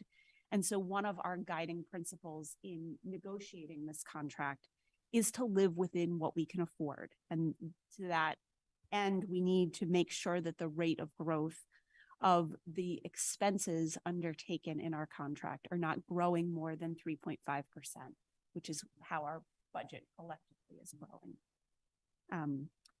In conjunction with making some specific proposals and as making part of a package, and in trying to keep our growth within that 3.5% rate, I think you all know from our budget discussions that our healthcare costs are going up at more than 3.5%. So in our existing collective bargaining agreements, for most of our employees, we pay 75% of their premium costs, and our employees pay 25%. In most cases, not all. In order to keep the rate of growth of our healthcare costs manageable, we have proposed some changes to certain portions of the out-of-pocket expenses that employees pay. So for example, we have made proposals to reduce the highest cost plan offering that we provide, which is elected by a very small percentage of our employees, to shift the contribution rate on that to be a portion of what we pay for the rest of our employees. We've also proposed $5 increases in co-pays for certain services, for example. In total, I think we've shared with you in the past some data about how our staff's salaries compare to those of our surrounding districts and our comparable districts. We've also set up a web page on the collective bargaining page on the school committee's website that links to a tool maintained by DESE that has that kind of data for all the districts statewide. And when you look at that data, you will see that Newton's staff are paid very competitively statewide, and we're in roughly the top third when we look at our local and comparable districts. And that's something that I think it's important for the community to understand, is that a lot of other districts are chasing our salary structures. And it is our goal to compensate our employees fairly. We have proposed compensation increases, some examples of which we've put in the tables in the memo, and they're also summarized on the website. But that shows that the combined compensation increases that would take effect under our current proposals as a combination of annual step increases, which in our teaching staff, about half of our teachers get, and combined COLA increases. So you can take a look at those. We're gonna tweak the numbers slightly to take account, as I said, for some effective date issues. And the other thing I wanted to point out to you, because it's become a subject of some public commentary, is that our contract, we pay our teachers for 185 days a school year. And the way it's broken down is that we pay them for 182 days that they can spend with students and 3 additional days for other things that they do. We have that contractual right, and that is the basis on which our teachers are paid. In the current proposal, what we have suggested doing is moving 2 of those days that are currently days that teachers can spend with students to give us some additional flexibility to use those 2 of those days for professional development or family conference planning, which I think if any of you has students in the district knows is always challenging to schedule. I think it might be beneficial for everyone if some of that time can be used to facilitate better communication. So we are not asking teachers to work more days than they are currently paid to work. Our current proposals just relate to how we spend those days that we already pay our teachers for. So I just wanted to clarify that because I think there's some misinformation out there. So I'm happy to take any questions. Thank you, Kathy. I think the only thing I would add to what you've said is that, and Paul, I'm speaking on behalf of the whole team here, is that we will periodically do these profiles of our staff. I think it's important to speak to our community in very plain terms and help you, our community members and parents and guardians, understand who our teachers are, what their compensation levels are at the different units and the different levels, whether you're on the top or in the middle or just starting your career in the Newton Public Schools. We think it's really, God bless you, I was having a moment myself. We think it's really important and crucial to having a shared understanding of our compensation for our staff. Again, we'll be putting up periodic updates on the website. It's going to be a useful tool with a lot of information for the community to have. Paul, anything? Great. Question, go ahead, Rajiv. So more of a comment. I think one of the learning curves for me as a newer school committee member has been the structure of teacher salaries and how they're put together and how they differ from what most of us have seen in the private sector. And one important component there is also around retirement planning. Right? We're used to putting aside some portion of our compensation into 401ks, self-directed. You know, how does that actually work out for each, like something I do for a living? We're in a very different situation from how the structure is for our teachers and our unionized employees. So some description of that might be helpful when we're communicating with the community, because if you think about a typical paycheck, if there is such a thing, what we have is, here's the money I have coming in, here's what goes into taxes, no one can escape that. Here's what I put into a retirement fund, like a 401k or a 403b. And then here's what I have in terms of disposable income coming in, which I have to figure out how to allocate to, you know, all the expenses I have and investing and fun and etc. So I feel one thing that is hard to put in here and understand is that retirement portion of it and how it differs from what many of us are used to. Great, thank you. Appreciate that. Other thoughts, comments, questions? Okay, thank you so much, Kathy. Wonderful update as per your usual. And with that, we've concluded the posted business for tonight's meeting. I do want to take the opportunity to apologize during our public meeting to the Equity Committee, whose presentation was rescheduled to another meeting, for those of you who were looking to have that topic addressed.